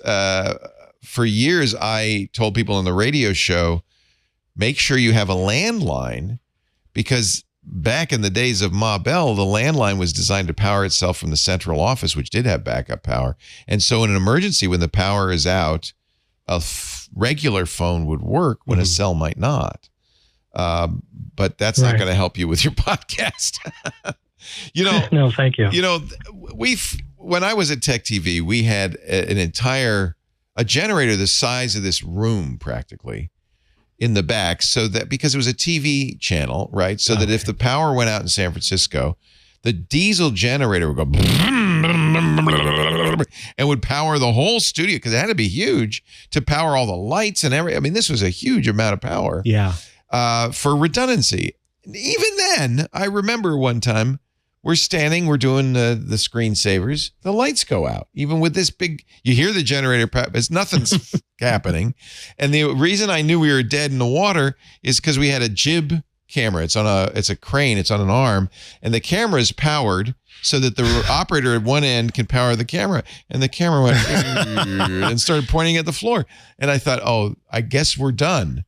And even with the generator, we were out. So we thought at one point when we set up the studios, actually, we thought about it with the Brick House. We've thought about it here in the East Side studio. Maybe we should have a big generator. But then I realized it's going to go out. It's a podcast. Oh, yeah. It's not mission critical. If the power goes out, guess what? If we suddenly go dark, the power went out, and we'll see you whenever it comes back. We'll see you when we see you. How vital is this that you, old chef guy, keep your podcast going? Well, it's not just for me. It's when I'm producing for other people in other countries or in other states. Oh, so it's part of your business. So it really is mission critical? Yeah, it's my business. Yeah. Well, not enough where I'm going to spend a couple grand on a stupid diesel generator. Yeah, because that's one thing you can do. And they actually have now liquid natural gas powered generators that'll be hooked up to the gas lines in your house. Oh, really? And those are fairly quiet. Yeah. They're low polluting, and they will, in fact, keep you going forever because, even when the electricity goes out, the gas usually does not. But, we bought Tesla Powerwalls, which are $6,000 each or something to keep the house online. Not because of mission critical, but just because we're on a well. And when the power goes out, so do the toilets. And that's mission critical. Pumped? Yeah, you have the water's pumped up from the ground. So if the power goes out, we don't have any water. Yeah, that's awful. And while I can survive without my computer for a day or two. Yeah, yes, exactly. I need to take a shower. So that's the least of the worst. The least of the word. So if you don't want to do a big old battery or a power backup like that, you could try Verizon. I like the Verizon service. It's really going to depend on whether the Verizon cell tower is close enough to get good bandwidth and whether it's battery backed up or generator backed up at the cell tower so that the power goes out. How often does your power go out? We have, during the heat wave, we've lost power 3 times now. Just recently. So we seem to be in that weird fringe area. Well, although we're surrounded by large developments of homes, you'd think there'd be power out here. Remember, during the wildfires, Coffee Creek or whatever was destroyed. A completely nice residential. Yeah, I'm 3 miles from there. Yeah. Oh my. So what happens? PG&E goes, oh God, we can't do that again. So they turn off the power. It's a public safety power shutdown. Yeah.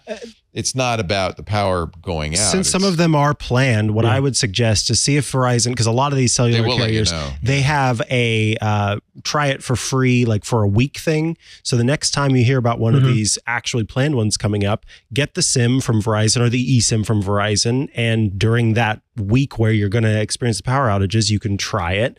And if Verizon stays up longer, then you'll know. So that way you're not having to go all in on like getting a Verizon phone to see if Verizon or a Verizon hotspot, you can at least just try it. Because many of them have, like T-Mobile does a trial service for a week. Yeah. Just go to your Verizon store. Say, I want to try the residential service. By the way, if you're already a Verizon customer, it's $25. I still have my daughter moved, but I have the unit. I'm trying to decide if I want to do this for redundancy. For backup, yeah. Yeah. At that price, it's almost worth it. It's 120 down and 30 up. I mean, it's good speed. That's fine. That's enough. I'm an audio only producer, so that's enough. You need to be, but it's going to really depend on how close to a Verizon tower you are. How close to 101, the freeway, are you? Are you pretty close to 101? 3 or 4 miles. Yeah. You just got to try it because it really depends on that. It depends on how, A, whether you're going to get good service from it, and B, whether they're going to back it up if the power goes out. I would bet, I'm surprised T-Mobile lasts 10 minutes. That's just T-Mobile. Their infrastructure is really variable across the country. I would bet Verizon has good backup power generation. It's too bad. They have really good customer service. I love T-Mobile. And I'm just willing, to put up with, it's fine in Petaluma, just down the road from you. They just put in a 5G ultra capacity cell very nearby. So while we didn't have T-Mobile at all in this studio when we moved in, we had to get a femto cell. Now we're getting ultra capacity, very high speed. So it's just, it's iffy. Their infrastructure is not as, Verizon really pays a lot of attention, I think, to infrastructure. That's why they're more expensive. Yeah, currently that's how I have T-Mobile now, is I have a femto cell myself. Yeah. And when the power's out, that's it. Well, there you gone. go. That's why you lose it. Okay. That's why you lose it. You're using a femto cell. Yeah. Well, there you go. Yeah. So you're not getting it from a T-Mobile battery power backed up. No, I'm getting it from a femto cell. You're getting it from your internet. And that gets it from the internet. That's plugged into your Ethernet. So that's why. Now I understand. Yeah. You might even, the T-Mobile might even be. Yeah, it might be fine. Well, wait a minute. The reason he's got a femtocell's got no sense. Oh, because it's too far away. Yeah. Okay. Try the Verizon. I was very happy with it. I was very impressed with the Verizon. Okay. And then one very short question. Is there a simple pathway from Simple Note, which I have years of notes in from shows, Love Simple Note, yeah, into Notion? I love Simple Note. Does Simple Note, but I like how does it store its data? Bet you it's a SQLite database. Let me look it up. Simple Note's great, and it was free, right, for a long time. Yeah, I think you have to use. It's still free. I think you have to use Simple Note to export, and you can't export into text or Markdown. Notion will read Markdown, but I have to say it's still going to be a lot of work to get it all exactly the way as you want it. Yeah. And this is frankly why I don't use Notion personally, because it's server based. So Notion stores your data on their servers. It doesn't have a very good backup solution. I prefer something that uses plain Markdown files. This might be easier for you, that you store locally. So Obsidian does that. And I think it's a very good note-taking solution, as good as Simple Note using Markdown. So you would export from Simple Note, import to Obsidian, and you can use Obsidian for free. My current personal favorite, it's a little quirky. It's absolutely free, and it supports local storage, but you could also use Git, like GitHub or something like Git, to back up your data, or a Dropbox or whatever. And that's called Logseq, Logseq. Logseq is free to use, open source, which gives me, look, I'm looking for something that I don't have to export ever again. So because it's open source, I know it's not going to go away. Even if the people who do it give up, somebody will pick it up. And it stores it locally as pure Markdown, which means you can use it in a variety of things, and you're never going to have to face this again. So it's not as elegant, you don't have beautiful fonts and all that stuff.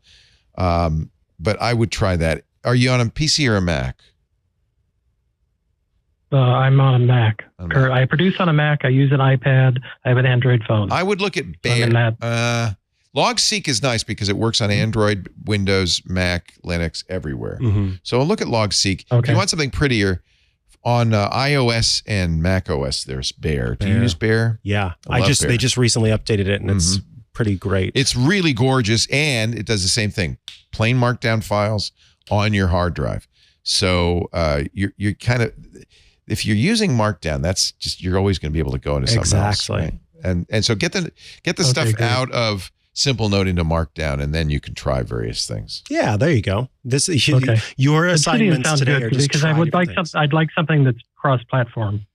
Yes. Well, Logseq is aggressively cross-platform, and their iOS and Android apps are fantastic. I pay a little bit. I donate to the program so I can use their sync, because they have their own encrypted sync, and it works incredibly. Yeah. So, if I have it on my iPhone, I have it on my Android devices, I have it on Macs, Windows, PCs, and it syncs almost instantly. I'm a huge fan of Logseq. I don't know if it's that well known, but it's a really great program. So there it is on my iPhone. Great. Yeah. Hey, it's good to talk to you, old chef guy not from Las Vegas. Thank you. All right, take care. Not from Las Vegas. Now, John had his hand up, but then it went down and it went up and it went down. I don't know. I think it's John there, though. Yeah, let's go to John. Let's go to John. He's it's been getting darker and darker in his room, so we better go to John before it the gets lights too go dark. out completely. Yeah. John, welcome to Ask the Tech Guys. Leo Laporte, Mikah Sargent, and coming into our Stargate, John. Welcome. Yeah, I was down because my computer crashed. Oh, I saw you wander off. Well, good. Welcome. Yeah, so I had to reboot. And I used David, my middle name. Oh, David. And I'm from Barrie. I'm from Barrie, Ontario, Canada. Hello, Canadian David. Okay. My question is, I use a Wi-Fi extender because I don't have access to the router. Yeah. To do a wire. Yeah. And my extender, which is a Netgear 7,000, and I've had it for almost 10 years, and it starting to crash on me. Oh no! And I need to find a solution because I use a NAS, finishing NAS between my main computer and for my backup, my videos and all that. And David, do you know what brand of router the main router is? The main. It's a Rogers. It's a Rogers, basically. It's from Rogers. Okay. Yeah. So it's a regular Rogers. Yeah. Normally, what I usually say is the best extender to use is from the same manufacturer. And the reason I say that is because it's a loose standard. You probably is it a do you don't control the router at all? It's I'm basically in a rooming house, so I don't have. So you're attaching to their router. Yeah. And the reason I do that is because I have to have wire between the NAS and my main computer. Right. No, I understand. It makes sense. I get it. I'm trying to think. I don't know what Rogers uses for hardware, but the Netgear worked fine for you. I used 2 places ago. It was the same setup, and it worked great. It worked great, but it's getting old and it crashes once in a while. Even though Mike B in our IRC says routers don't wear out, I'm of the opinion they do. I think they do too. Yeah, see, they get hot. Yeah, they get hot. Heat is to death wear them for out. solid state electronics. And I already looked at seeing to go to the next version of it. I just figure I asked you if there was any other solution. I think Netgear is a very good product. I'm looking at a wired guide to the best Wi-Fi extenders of 2023. They like TP-Link. Nice thing about TP-Link, they're relatively inexpensive, although I see that the Linksys is even less expensive, and TP-Link even makes an $18 extender, which but I need, like, I paid almost $300 for this one. Yeah, the Netgear's expensive. It's like a high end. Yeah. Yeah, but it's still working after 10 years. But I have to say, David, they're gonna be better because the standards have changed. I don't know if the rooming house updates its Rogers equipment very frequently. Oh yeah, it's all up to date. I just moved here a couple of weeks ago, and it's like 9 days. Oh, good. So then you might benefit from getting a more modern extender that can support all the bands and so forth. Yeah. I would say take a look at the TP-Links. I really like their gear, and this one's $18, dual band, 5 gigahertz, 2.4. But you know what? You may not want it because it doesn't look like it has an Ethernet port. It just plugs into the wall. Well, I have to have. You have to have that Ethernet, don't you? Yeah. I have to have at least 2, but 4 is better. I stay with Netgear. You're having good results with Netgear. Mm-hmm. Netgear continues to make excellent equipment. I think there's no problem with staying with Netgear. Yeah. The most recent one looks great. Okay, just put I've been listening to the Tech TV days and all that, and I'm in the chat room. Are you from Prince Edward Island originally? Are you wearing a PEI shirt because of that? No, I've been basically in Ontario all my life. Nice. I'm David _Shipper in the chat room. Oh yeah, I know you, David. Okay, yeah. I don't text often, but when someone has a problem and I know the answer, I will put my 2 cents worth in. And I really appreciate it. Thank you for that. We love having you in our community, David. Thank you. I appreciate it. Thank you. Yeah, and best of luck. I think you made a good choice with the Netgear. Can I have a quick little question? Sure. Because my system I'm using right now, I use 4 displays, but I'm only using 2 wired. What I do, I use 2 with a Chromecast and a Fire Stick and an app called Space Desk. Oh, interesting. Holy cow. What do you need 4 displays for, David? Are you day trading? Well, no, because when I'm at home, I don't check my phone or my tablet. You just have it all there. Yeah, I have it all there. I love it. I don't want to touch anything. It's a command center. I love that. And I just want to know if there ain't are options to doing that. You guys know. Would you like to be all wired? Yes, but I'm on a budget. I don't want to spend thousands of dollars buying and graphic card all the parts. I just want to it works. It works. Yeah, I wouldn't mess with it. If you wanted to simplify, you can get the same real estate with a single screen. There are a number of really nice. Dell sells them. Samsung just started selling an OLED one, which I'm mouth-watering over, but it's very expensive. But they make 49-inch, so that's going to go all the way like this. 49-inch displays. That's a single display, and is going to be a little simpler to operate than having these 4 different displays. So when maybe you don't need it now because it sounds like everything's working fine. But when the time comes, I would look at a larger single display. That's a good idea, yeah. Because then it's going to be a lot simpler for configuration. You don't have the bezels in between. And when you want to do Forza, it's a really great driving experience. It's just, I like the why. I really, Lisa, my wife's convinced me of this.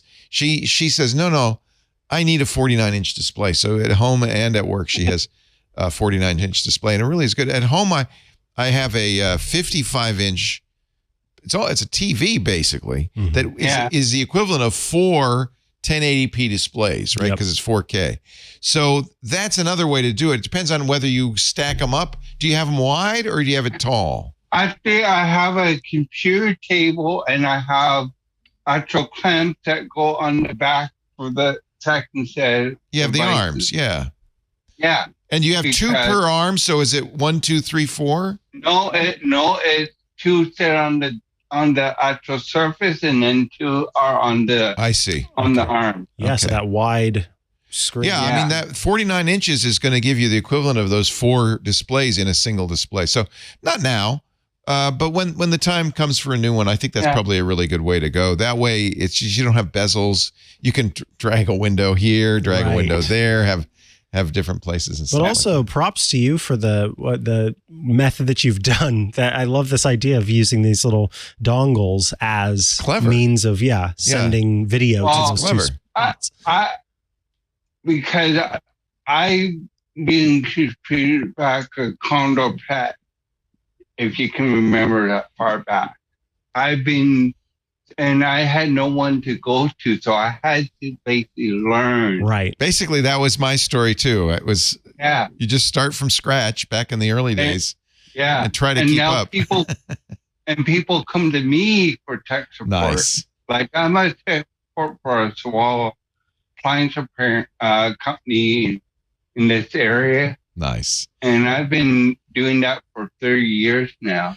The only concern I would say nowadays, the only trouble you're going to get in with these Wi-Fi extenders is make sure you don't get a mesh extender. Those are designed to extend a mesh base station. You want a plain old Wi-Fi extender. And I noticed Netgear is now selling a lot of mesh extenders, and that's not the same thing. Right. Yeah. So stay away from those. I always research anything before I buy. Smart man.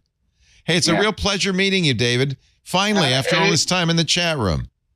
Yeah, and it's the first time I've had to use Zoom. I hope my audio is fine. Yeah, no, it's perfect. Good, because I'm just using a Bluetooth headpiece right now. Works great. Yeah, looks. We see you. We hear you. You're in the Stargate. Okay. Yeah, I see that. So above the mini Leos. I'm going to say thank you. Thank you, David. Thanks so much. Have a great day.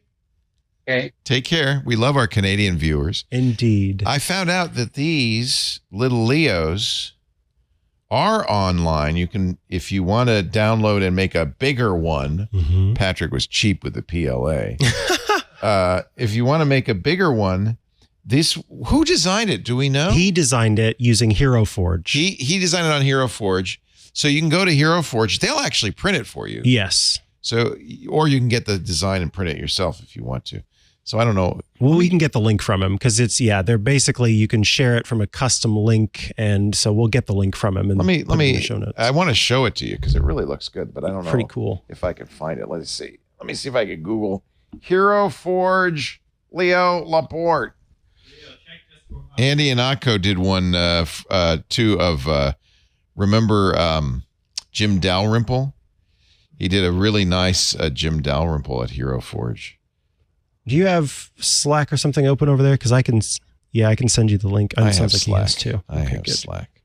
Whereabouts in Slack would it be? Perhaps a DM. A DM?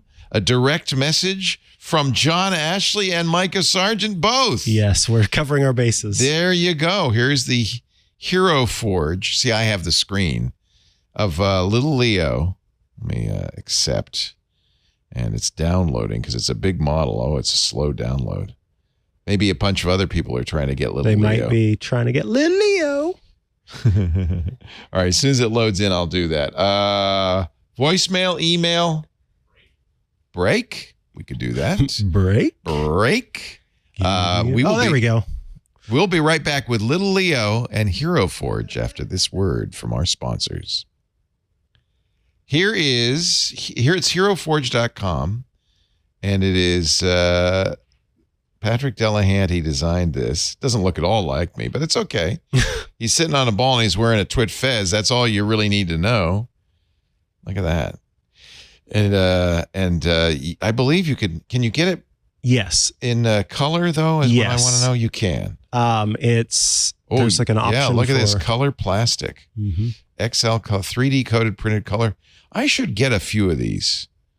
Oh, but they don't, and it's extra large. But what is extra large? Well, so they call it extra large depending on the feature set. Basically, if you do a lot of colors or something, then it costs extra because they are having to use more price special is what's PLA. extra large. Yeah, exactly. Not the size.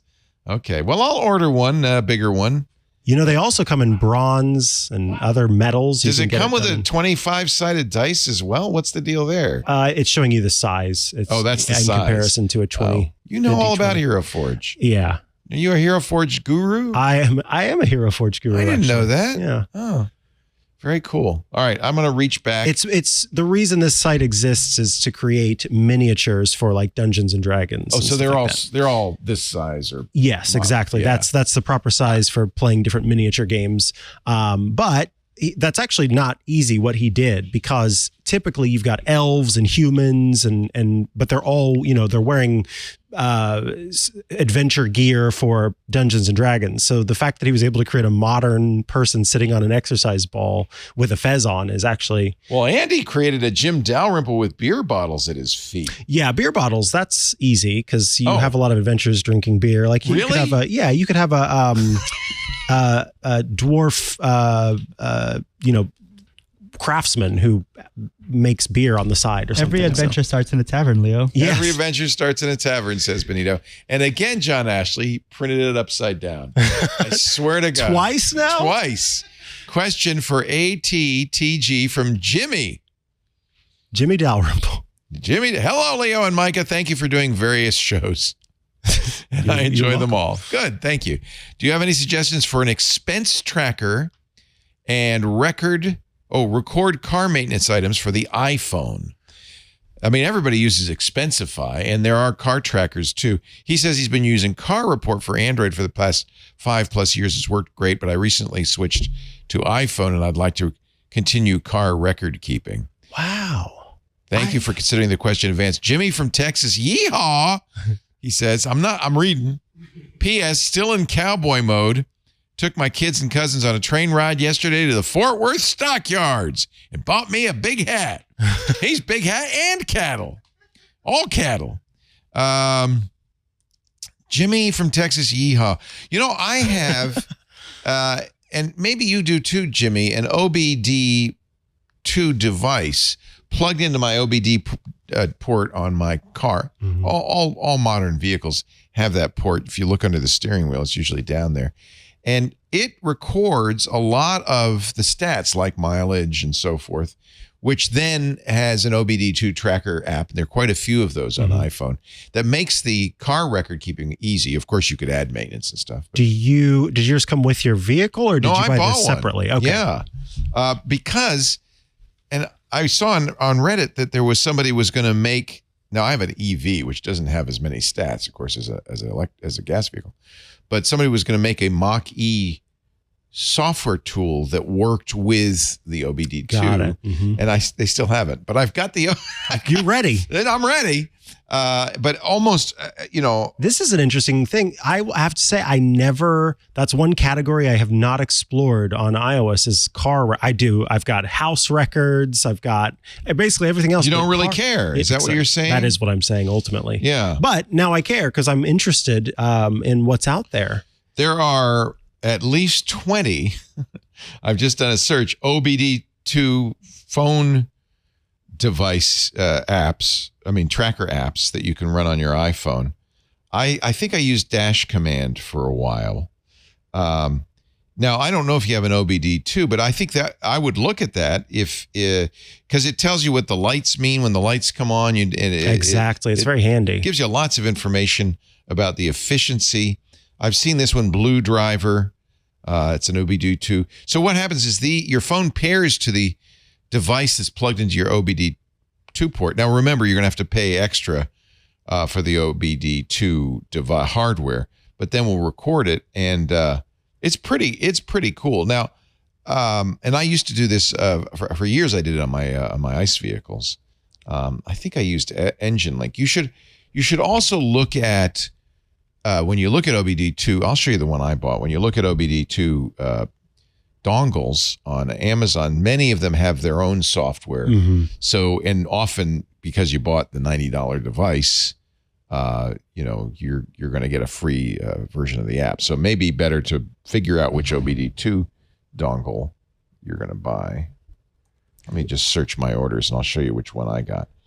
I got the OBD Link MX Plus OBD2 Bluetooth scanner for iPhone, Android, and Windows, ladies and gentlemen. They're all about the same. I don't think there's a strong difference between the hardware here. This was a little pricey, $139.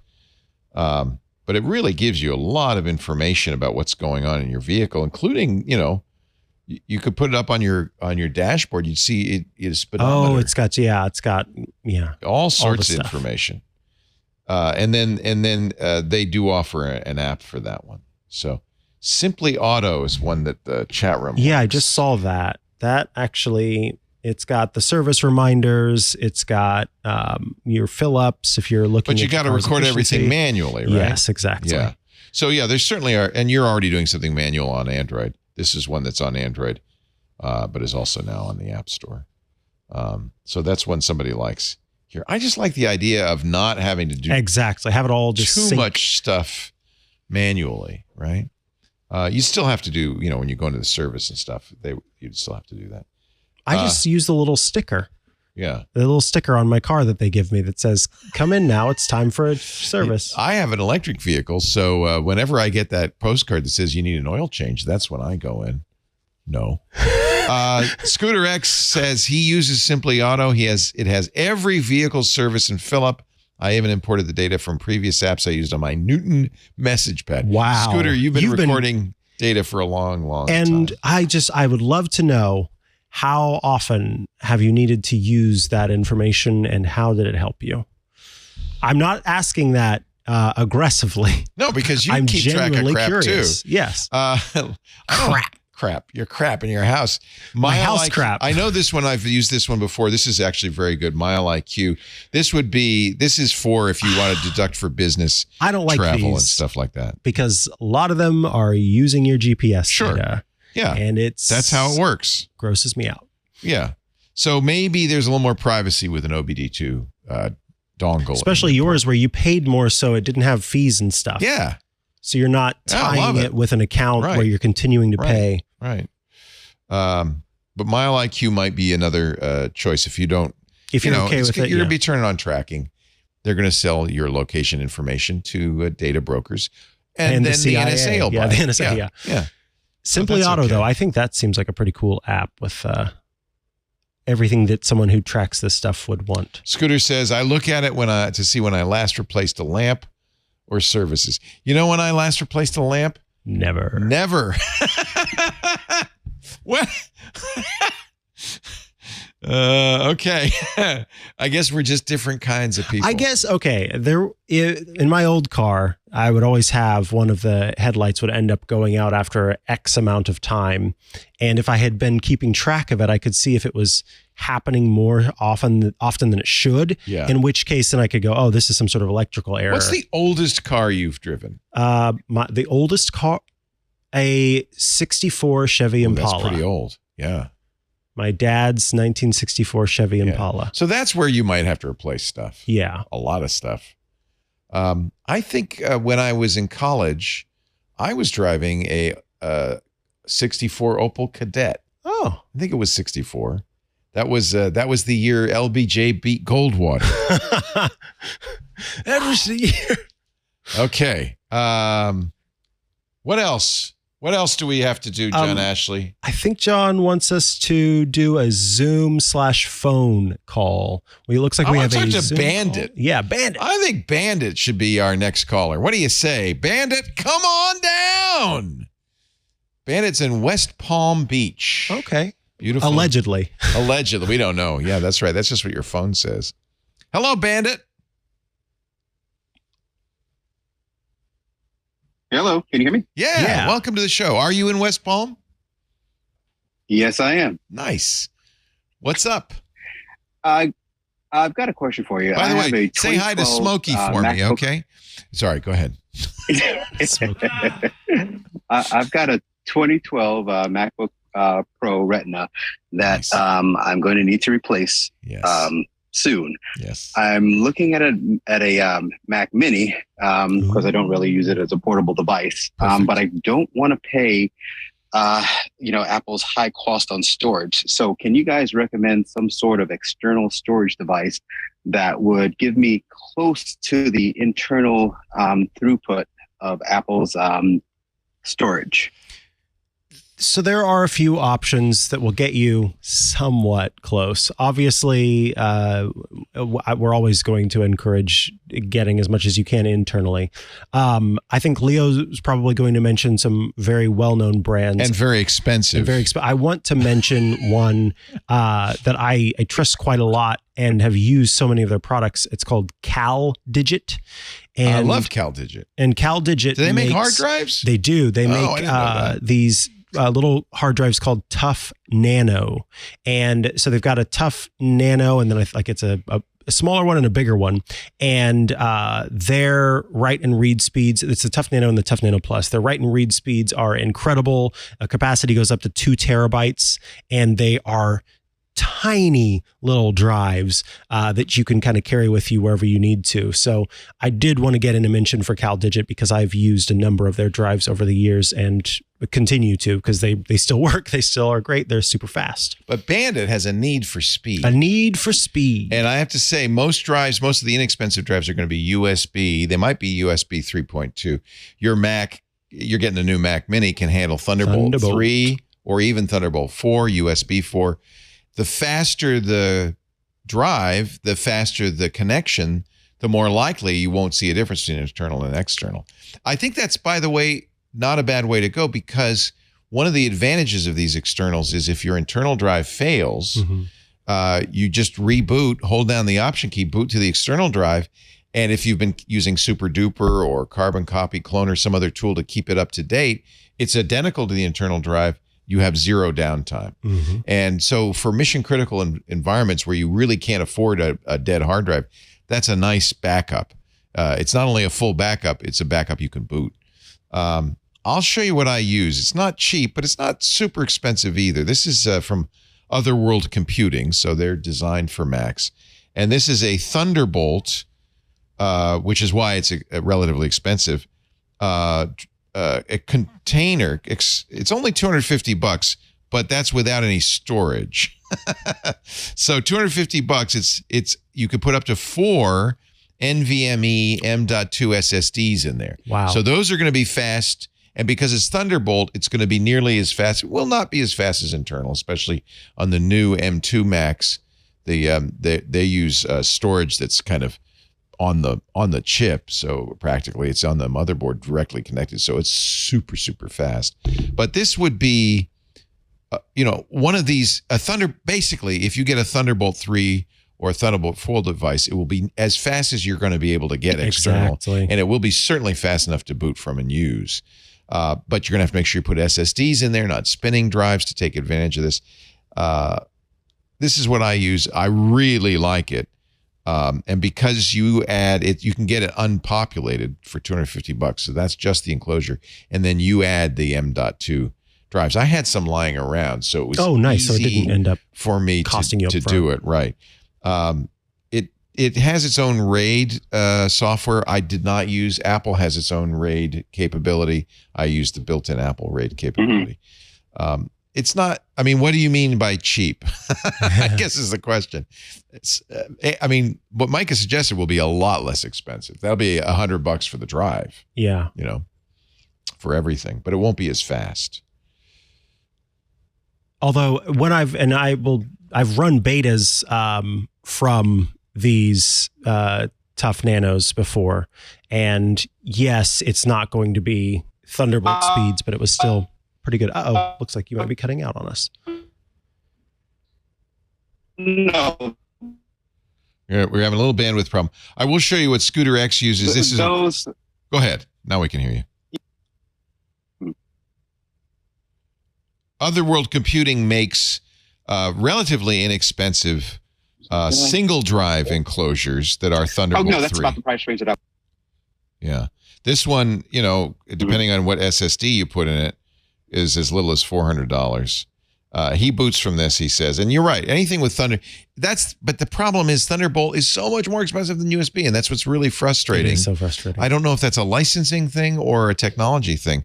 I suspect it's a little bit of both. That is actually my understanding. I was just doing some reading on Thunderbolt the other day. Yeah. And it is. Unfortunately, it's a little bit of both. Yeah. Intel's licensing paired with actual technology that does make a difference. Yeah. But they're coming closer. USB 4 and Thunderbolt 4 coming closer and closer to where it's just going to be a licensing thing. So this is the Envoy Express.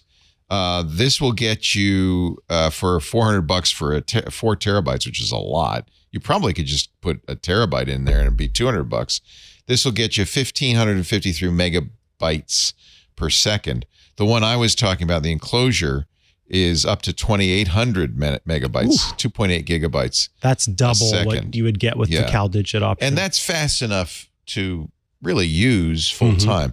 So I have this, the way I've set up my Mac Studio, which is very much like the Mac Mini, is I use the internal disk on the Mac Studio for applications and operating system. But my data drive, most of my data is stored on the Otherworld Express. That way I have more capacity. So you keep your photo library there. Photo, music, documents, it's possible on a Mac to say your home directory is off the computer. Not advisable in my experience. It causes problems. So I did for a while do that, and it was kind of weird. So my home directory is still internal, but what I do is I alias documents, movies, music, I think, and photos, pictures. All those 4 big data directories are just aliased in the home directory and the internal drive to the Otherworld computing. And you can't tell the difference. No, it's absolutely not. In fact, backup and everything works exactly the same. Time Machine works the same. So it really depends on what your budget was. I think his bandwidth is back. How much did you want to spend? That was about what I was looking at spending. Everything that I'd kind of read was about CalDigit and I love the devices from OWC, but I just wanted to get your input on that.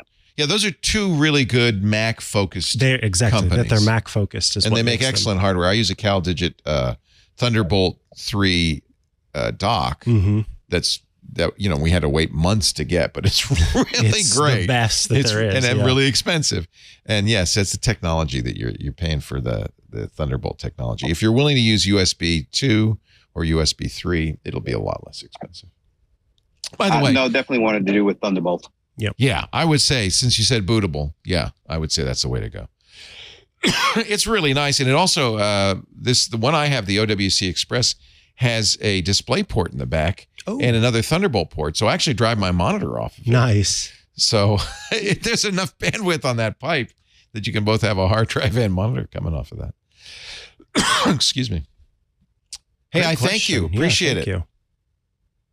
Yeah, thanks a lot. Appreciate you All guys. right. Yeah, we're glad you listened.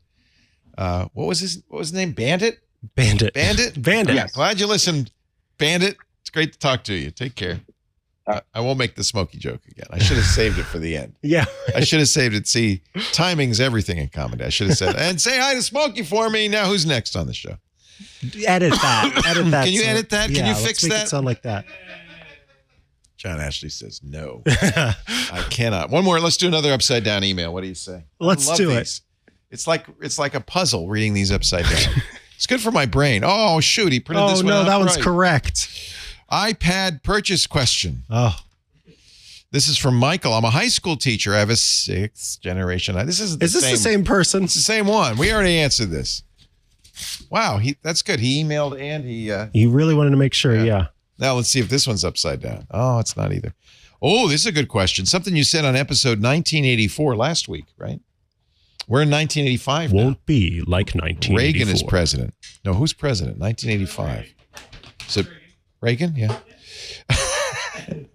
You said, so there was such my dad, happy birthday. My dad is celebrating his 90th birthday today. Wow, happy birthday, Dad. And I was thinking about, born in 1933, he was born when FDR was president. Wow. 1933. He actually, my grandpa, his father, is a cartoonist, or was. He passed away before I was born. And Dad sent me a cartoon that his father drew to give to my grandmother when my dad was born. Wow. So this is a cartoon from 1933, I guess. And it really is very much in that style. Was he a cartoonist on the side, or was that on what the side? He was an architect. Okay. And he actually designed one of the chapels at St. Paul's Cathedral in New York City, which I've been to see. It was really, really wonderful. And if my email cooperates, I will show you this cartoon. Oh, my goodness. The problem I have is my dad's name is the same as mine. I didn't know that. Yes. Wait, so are you a junior? Well, my middle name's different, which makes me nothing. Right. Had my, which I'm actually grateful to. Had it been the same, I think I'd be the 6th or the 7th. Oh, no way. Yeah, there are quite a few. My father was Leo F. Laporte. My grandfather was Leo F. Laporte, and I believe my great-grandfather and great-grandfather and great-great-grandfather were all Leo F. Laporte. As a person that's essentially been given the same name through the family, how do you feel about that? Is that something that you think is cool? Because some people are like, wow, I don't have my own name. Well, my whole life I've had to be Little Leo. Okay. So that's not good. That was my little brother, whose name is the same as my dad. They called him Little, my dad's name. Little dad's name. Yeah. This is the birthday greeting. Oh, that's so cool. From 1933. Wah! I want my ma at the Englewood Hospital, Englewood, New Jersey. Baby Laporte. That's my dad. Use no hooks, it says on the little carriage. He's got a baby bottle in the 1930s style. Is that castor oil? Castor oil and paregoric, which were, before medicine. That's all we had. Go get you some castor oil. It looks like this is actually a postcard. Yeah. That Grandpa drew for Grandma. He was sent by my father, my dad writes, to my mother in the hospital a week after my birth, July 30th, 1933. Although an architect by profession, he continued cartooning all his life. He died too early before I, as an adult, could get to really know him. He died when my dad was 17. Oh. Today in 2023, I'm sending my 90th birthday greetings to all, wishing you an equally long and satisfying life. Dad, I'm sorry I'm doing this instead of being at his birthday party, and I apologize. But I love you more than my dad. No, I can't handle that pressure. I also think it's probably better that there not be too many people at the party because he is 90 and I absolutely. Yeah, and you went to wherever with no mask on, so you really shouldn't be there. I've been wherever with no mask. So isn't that a great cartoon? That's so cool. We have quite a few of Grandpa's cartoons. That's really awesome. That's really awesome. Oh, wait a minute. That whole thing just derailed me from the email. I'm sorry. Anyway, welcome to 1985. Updating TV firmware. Oh, that's right. That's why I put this aside. Because you thought, I don't want to read it. I don't want to read this. This is from Bill in Saskatoon, Saskatchewan, Canada. Which is just up the street from Rhode Island. Yes. Canada, by the way, I want to thank all my Canadian friends because Canada was a category on Jeopardy the other day. Oh. And I aced it. Nice. Nice. I know Canada. Hi, guys. I have a question about something you said in 1984. You said that you don't let your TV connect to the internet, which I understand. I don't connect mine either. But then you said it's a good idea to connect them periodically, let the firmware update. My question is, why? Why update the firmware? It's never online at all. There are no security risks or stability problems to fix. I doubt if there would be any feature updates either. Wouldn't the firmware updates just introduce potential problems? Especially since, well, we know this, TV makers aren't very good at software. Why isn't it better just to keep it offline completely? That's actually a great point, Bill, and you could probably do that. Yeah, so I will be clear. The reason why I've done it is because we've gone from a period of time where AirPlay was locked off to pretty much Apple's devices to where they've slowly introduced it to other devices, and my TCL Roku TV ended up getting not only AirPlay support, but also HomeKit support. And I wanted to have those features to try them out and be able to talk about them. So the only way for me to do that was to do the firmware update. But if you don't want any of those features, if you're not concerned about that, care about that, then yes, it is true. Because normally, as we've talked about, the reasons why we update are for those security fixes, those bug patches. But if you're not connected to the internet, you don't need a security fix. Point of issue. I think there may be some improvements in stability, UI. and maybe improvements in capabilities and UI. Mm-hmm. You're right. You don't need to for security, for sure. But I don't mind once a year or twice a year plugging into the internet and just getting the latest version. I do it because I just want to see what they've done that's changed. I update my AV receiver. I mean, there's no reason to update that probably. Right. But what the hell? You never know. And as long as we're talking about TVs, Angela was hopping mad. Uh-oh. She wrote, she said, "Hi, it really drives me nuts." Uh-oh. I love emails that begin like that. It really thrusts my gears. It really, what's another phrase? It really scratches my buttons. When you and Wilkinson claim you weren't here. Okay. You and Wilkinson claim you can't buy a dumb TV. We talked about this last week, didn't we? Yeah. And I was of the opinion you couldn't. Well, she says, that's BS. Go to a Best Buy, Walmart. There are plenty. In this house, there are 3 brands, a Toshiba, an RCA, and a Sanyo. And when did you get them? And are you certain that they do not have an ability to It is access very possible that we are just, our noses are just a little too high, me and Scotty's, and we don't want to buy anything that's not state of the art. And of course, those are mostly, almost all, in fact, all smart TVs these days. But if you're willing to buy an RCA TV, which is going to be a lower end TV with not a great screen, you probably can get Hold up your nose. One. If you're willing to buy, if you don't mind RCA buying TV. something inferior, oh, he's an RCA man. RCA TVs are not made by RCA anymore, I don't believe. I think they're made by some Chinese company that bought the... It really collapses my gopher holes when you talk about... It ices my buns. It chaps my hide when you and that Wilkinson It fella... crusts my bread. I'm sorry, Angela. You're absolutely right. It's fair. It's completely fair, and your buns should be frosted. In which case, take them out of the oven and enjoy them. And collapse those gopher holes. Yeah. too, What are you while guys you're looking at me at? Now There's a lot going on. We did our third break. I thought we did 3. We have 4? Oh. Well, you know what really chaps what frosts my lips? My chapstick. is when we don't do a break. So let's take a small, just a tiny one break, and we'll be back to describe our socks. Will it refresh after this break? I am wearing Mint Mobile socks. I don't know if you noticed. They're very I do minty. notice the fox. There's a fox with the on it. glasses. I believe in wearing free socks whenever possible. Amen. As you know, yours are cute. They're gray with dots. Gray with blue and white and yellow dots. Mostly my socks are free too because I made the mistake. Wait, hold on. Where is it? Oh, there we go. I'm doing yoga now. Are you trying to hurt Mikah?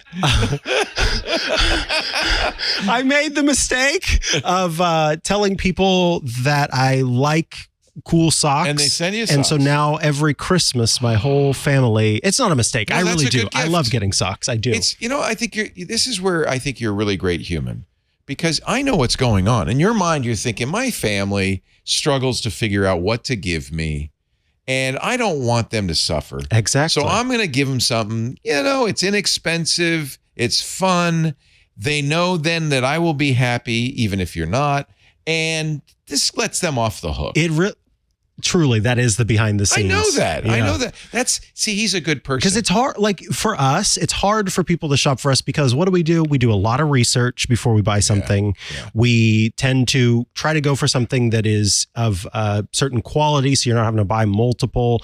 And I think that makes people kind of scared to buy things for you as gifts because it could be that it's the wrong thing, right? And I really do. I have more than 100 pair of socks because I love socks in all different colors and shapes and everything. Yeah. Peter O'Toole, the great Irish actor, the star of Lawrence of Arabia and many other wonderful movies. In fact, if you haven't seen the movie in which it's called, I can't remember it. He plays a actor, it kind of a show of shows style show. It's about I'll find it. I'll look it up for you. Anyway, Peter O'Toole, famous for wearing green socks. That was his trademark. Really? Always wore green socks. Never wore the same pair twice. That's impressive. Which eliminates laundry. To choose a shade but then never wear the same pair twice. Both. My Favorite Year. That was the name of it. My Favorite Year. If you have not seen My Favorite Year, it is an absolute wonderful movie. He plays a famous celebrity himself, basically. Mm-hmm. And Mark, and I can't remember his last name, is a writer. Lynn Baker. Lynn Baker. You are too young to remember the famous show with Sid Caesar and Imogene Coca called My Show of Shows. Yeah. Way too young to remember that. But it was one of the great skit comedy shows of all time, informed skit comedy, including Saturday Night Live and every other show that follows. It was a brilliant show. So this was a takeoff on that. Peter O'Toole was the Sid Caesar character. Mark Lynn Baker was a writer. And it's his favorite year because it was the year he wrote for this guy. And Peter O'Toole is hysterical in it because he's talking about nose in the air. At one point, he says, "I'm not an actor. I'm a movie star." Highly recommend it. Yeah, from the little Green synopsis, it's something I'd like to watch. I think you'd enjoy it. Yeah. There are a lot of movies that came out, that probably came out in the 70s or 80s that are lost in a way. For a long time, I was trying to find Steve Martin movies on iTunes. You can't buy movies anymore, right? Mm-hmm. You can only rent them on iTunes for, $20. Theoretically, you're buying it, but if they decide to yank it, it's gone. Right. You can't go. There aren't DVDs of a lot of movies. There aren't certainly not Blu-rays of a lot of movies. For a long time, I couldn't find any Steve Martin movies. Somebody at some point said, "Let's put these up on iTunes, and you can buy them now." And I think there are a lot of movies that are great that just have disappeared. Anyway, was that a long enough break for you? Oh, I thought that was the show. Bill Macy was the writer, producer. Peter O'Toole played the washed-up guest star. That's what I said. Mark Lynn Baker, wasn't he in it? Was it Bill Macy? Anyway, I might have that wrong. Great, great movie. I see a wonderful person on video, but which one is that? Is that Susan? I think it's Susan. I remember Susan. Oh, we talked to Susan. Save a memory, Susan. Save a memory, Susan. And now we get video of Susan. I don't think we had video last time. I can't remember. Susan, join us in the Stargate. Hello. Hi, Welcome. Susan. Tell us where you're from. Longmont, Colorado. Longmont, Colorado. We did have video now because I remember you showed us stuff. Welcome. What can we do for you? I'm actually calling. I've been meaning to follow up on one of your previous callers. And gosh, I'm sorry. I think it's now been maybe 3 shows ago. His name was Sean. He's from Buena Park. Yes. And he was scanning in old photos. Mm-hmm. Oh, with the different sizes of the photos. Oh my gosh, this guy's gotten more airtime. Last week we were in an 8-minute answer from Rosemary Orchard to help him. But maybe you've got a better idea because this is what, now we should say, you used to be a school teacher, right? Or administrator, you retired. And now I was in IT. Yeah, IT, I was a local government webmaster and social media manager. Yep. And now as kind of a hobby for fun, you scan people's photos. So you have more expertise in this than anybody. I wish we'd had you when he called. So what can you do to help him? He scanned them in with an office scanner, basically, that wasn't smart enough to eliminate the borders and just give him the image. So he has a bunch of images that are 8.5 by 11 with paper around it and then the image in the middle. Yes. And so actually I created a business out of this. I think I mentioned the Photo Managers. It's an association and it's quite the up and coming industry. And so I've learned so much by learning from other members and professionals in our industry. And one of the things that he may want to do, because when he scanned it on a copier, albeit probably not your best way to do photos, but you use what you can. And so what happened is that the document scanner gave him a lot of white space. Right. I thought it was a document, it didn't narrow it down to just the image. Correct. Now, what one of the tools I use, and you're probably familiar with it, is Lightroom Classic. Yes. Now that's the program that gets installed as a client on your computer. And when you're in there, it's a very powerful software, and many people get confused by all the options. But one of the fabulous things that you can do in there, and this is why I thought it would be the simplest for him, and he can get one of the simple Adobe subscriptions that just gives him Lightroom or does Lightroom and Photoshop. And he can pay monthly until he gets his project done, and then he can migrate his images somewhere else. But what I would suggest is that he pull all of those images into Lightroom.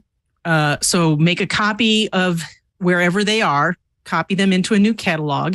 And then when he creates his initial crop, this is what I love about Lightroom. You can just sync that crop with tens or hundreds of other images that are aligned and facing the same way. Ah, okay. And it will mimic that crop down to that original brilliant crop that you created. Now, he then can go into each one and slightly adjust it if his image was not exactly in the same place. But, that would save so much time. Mm-hmm. And color correcting, he could do the same thing. So if he's got a batch of, say, those images from the 80s that may have turned pink, he can do the color correcting in there. You know, I wish I had thought of that because I've used Lightroom Classic to do exactly that with white balance and other photo features. You find a photo, you white balance it, you color correct it, and then you can copy those settings to every other photo that was shot that day or in that folder or even all year. So yeah, I should have remembered that. So I didn't realize it would do that with cropping though. That's a really nice tip. Thank you. Yeah. And I have a question for you.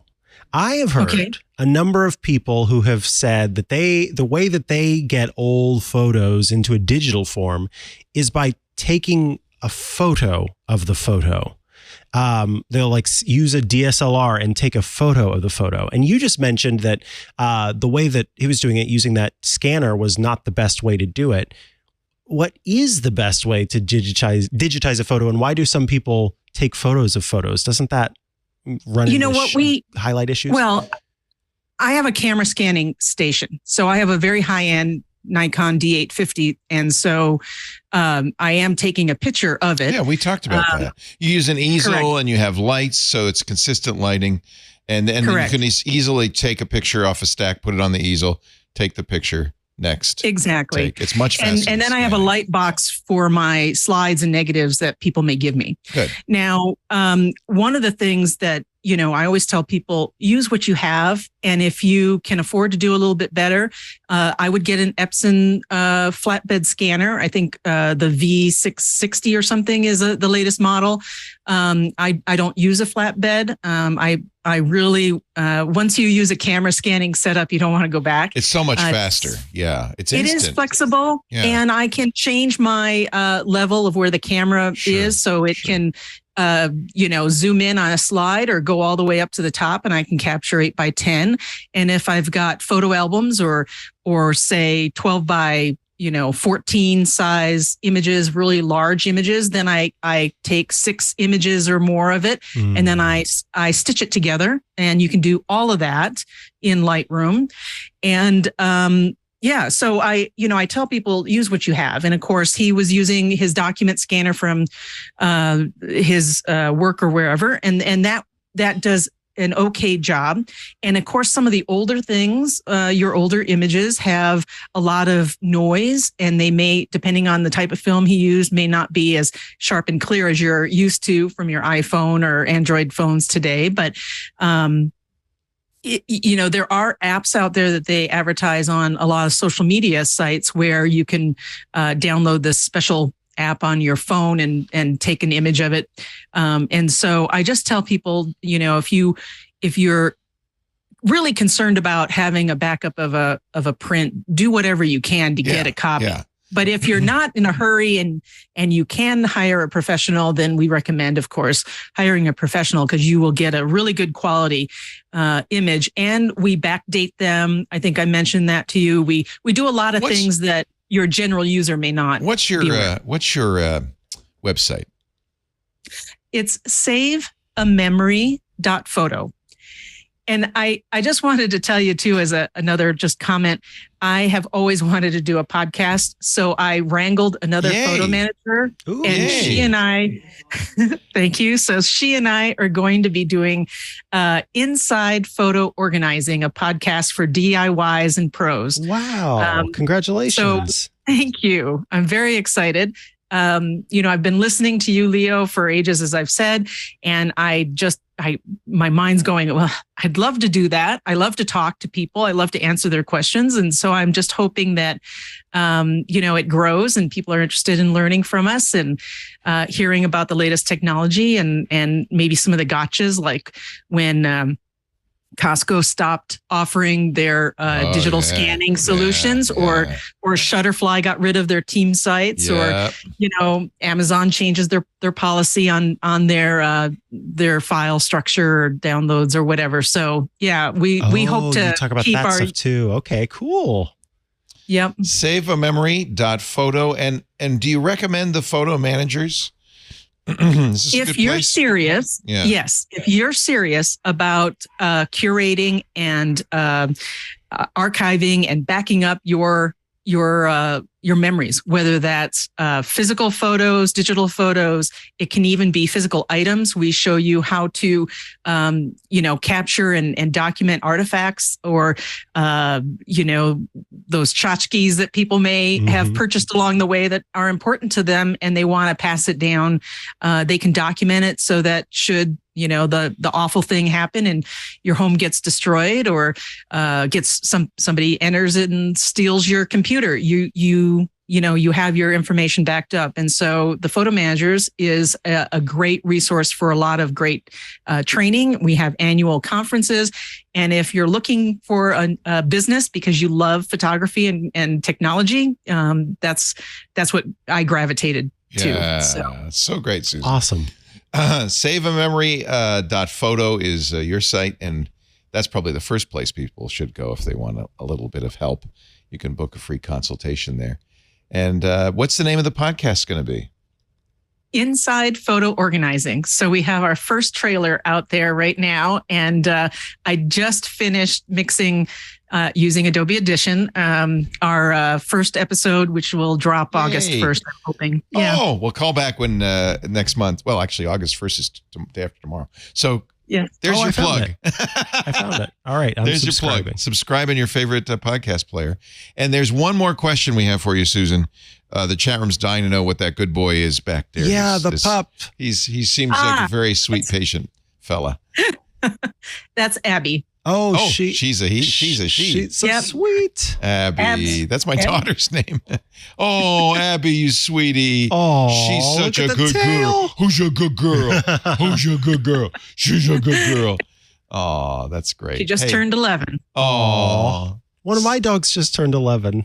That's sweet. Love him. Thank you, Susan. Have a great day. I really appreciate Thanks, all guys. Yeah, thanks so Great much. advice. Lightroom, again, to the rescue. Lightroom's an amazing program, and it really kills me that Adobe is desperate to move you to the Creative Cloud because they don't like it that you might buy Lightroom and then never give them another dime. Wow, I think we've worn out our welcome here. I hope you're all going to go watch My Favorite Year. Yes. I got all the details wrong. The casting wrong anyway. It is about Mark Lynn Baker, who is Benji. He's a young writer for a show. Joe Bologna plays the Sid Caesar character because he's a spitting image of Sid Caesar. And Peter O'Toole was the guest star, Alan Swan, the movie star, who everybody idolized. He was kind of an Errol Flynn character. He shows up and he's not all he was cracked up to be. Got it. But a fun show, at least from my memory. It's now 30 years ago, but 30, 40. I was going to say it's 40-year-old movie. Holy cow. Thank you, everybody. Thanks so much. Such a pleasure to talk to you. Remember, you can call anytime. Leave a voicemail at 888-724-2884. Yes, you can also head to call.twit.tv.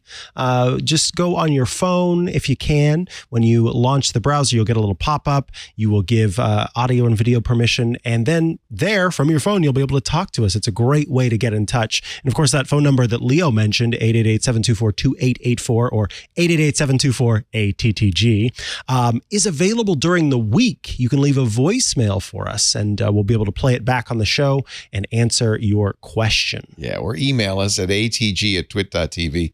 Thank you. People sent us videos, right? We never got to them. We will get to them next week. Who's our guest next week on the show, John Ashley, Mr. Producer Man? All right, so you'll have to bring up that email again and say, when Wilkinson and you... Yo, nitwit! Scott Wilkinson and Johnny Jett both next week. Mikah, you'll be here. Yes, I'll be here. Micah and me next week, and I hope you will be too. Join us on Ask the Tech Guys. For Micah Sargent and Leo Laporte, have a great geek week. Bye-bye. Bye-bye. Hey, we should talk Linux. It's the operating system that runs the internet, a bunch of game consoles, cell phones, and maybe even the machine on your desk. But you already knew all that. What you may not know is that Twit now has a show dedicated to it, the Untitled Linux Show.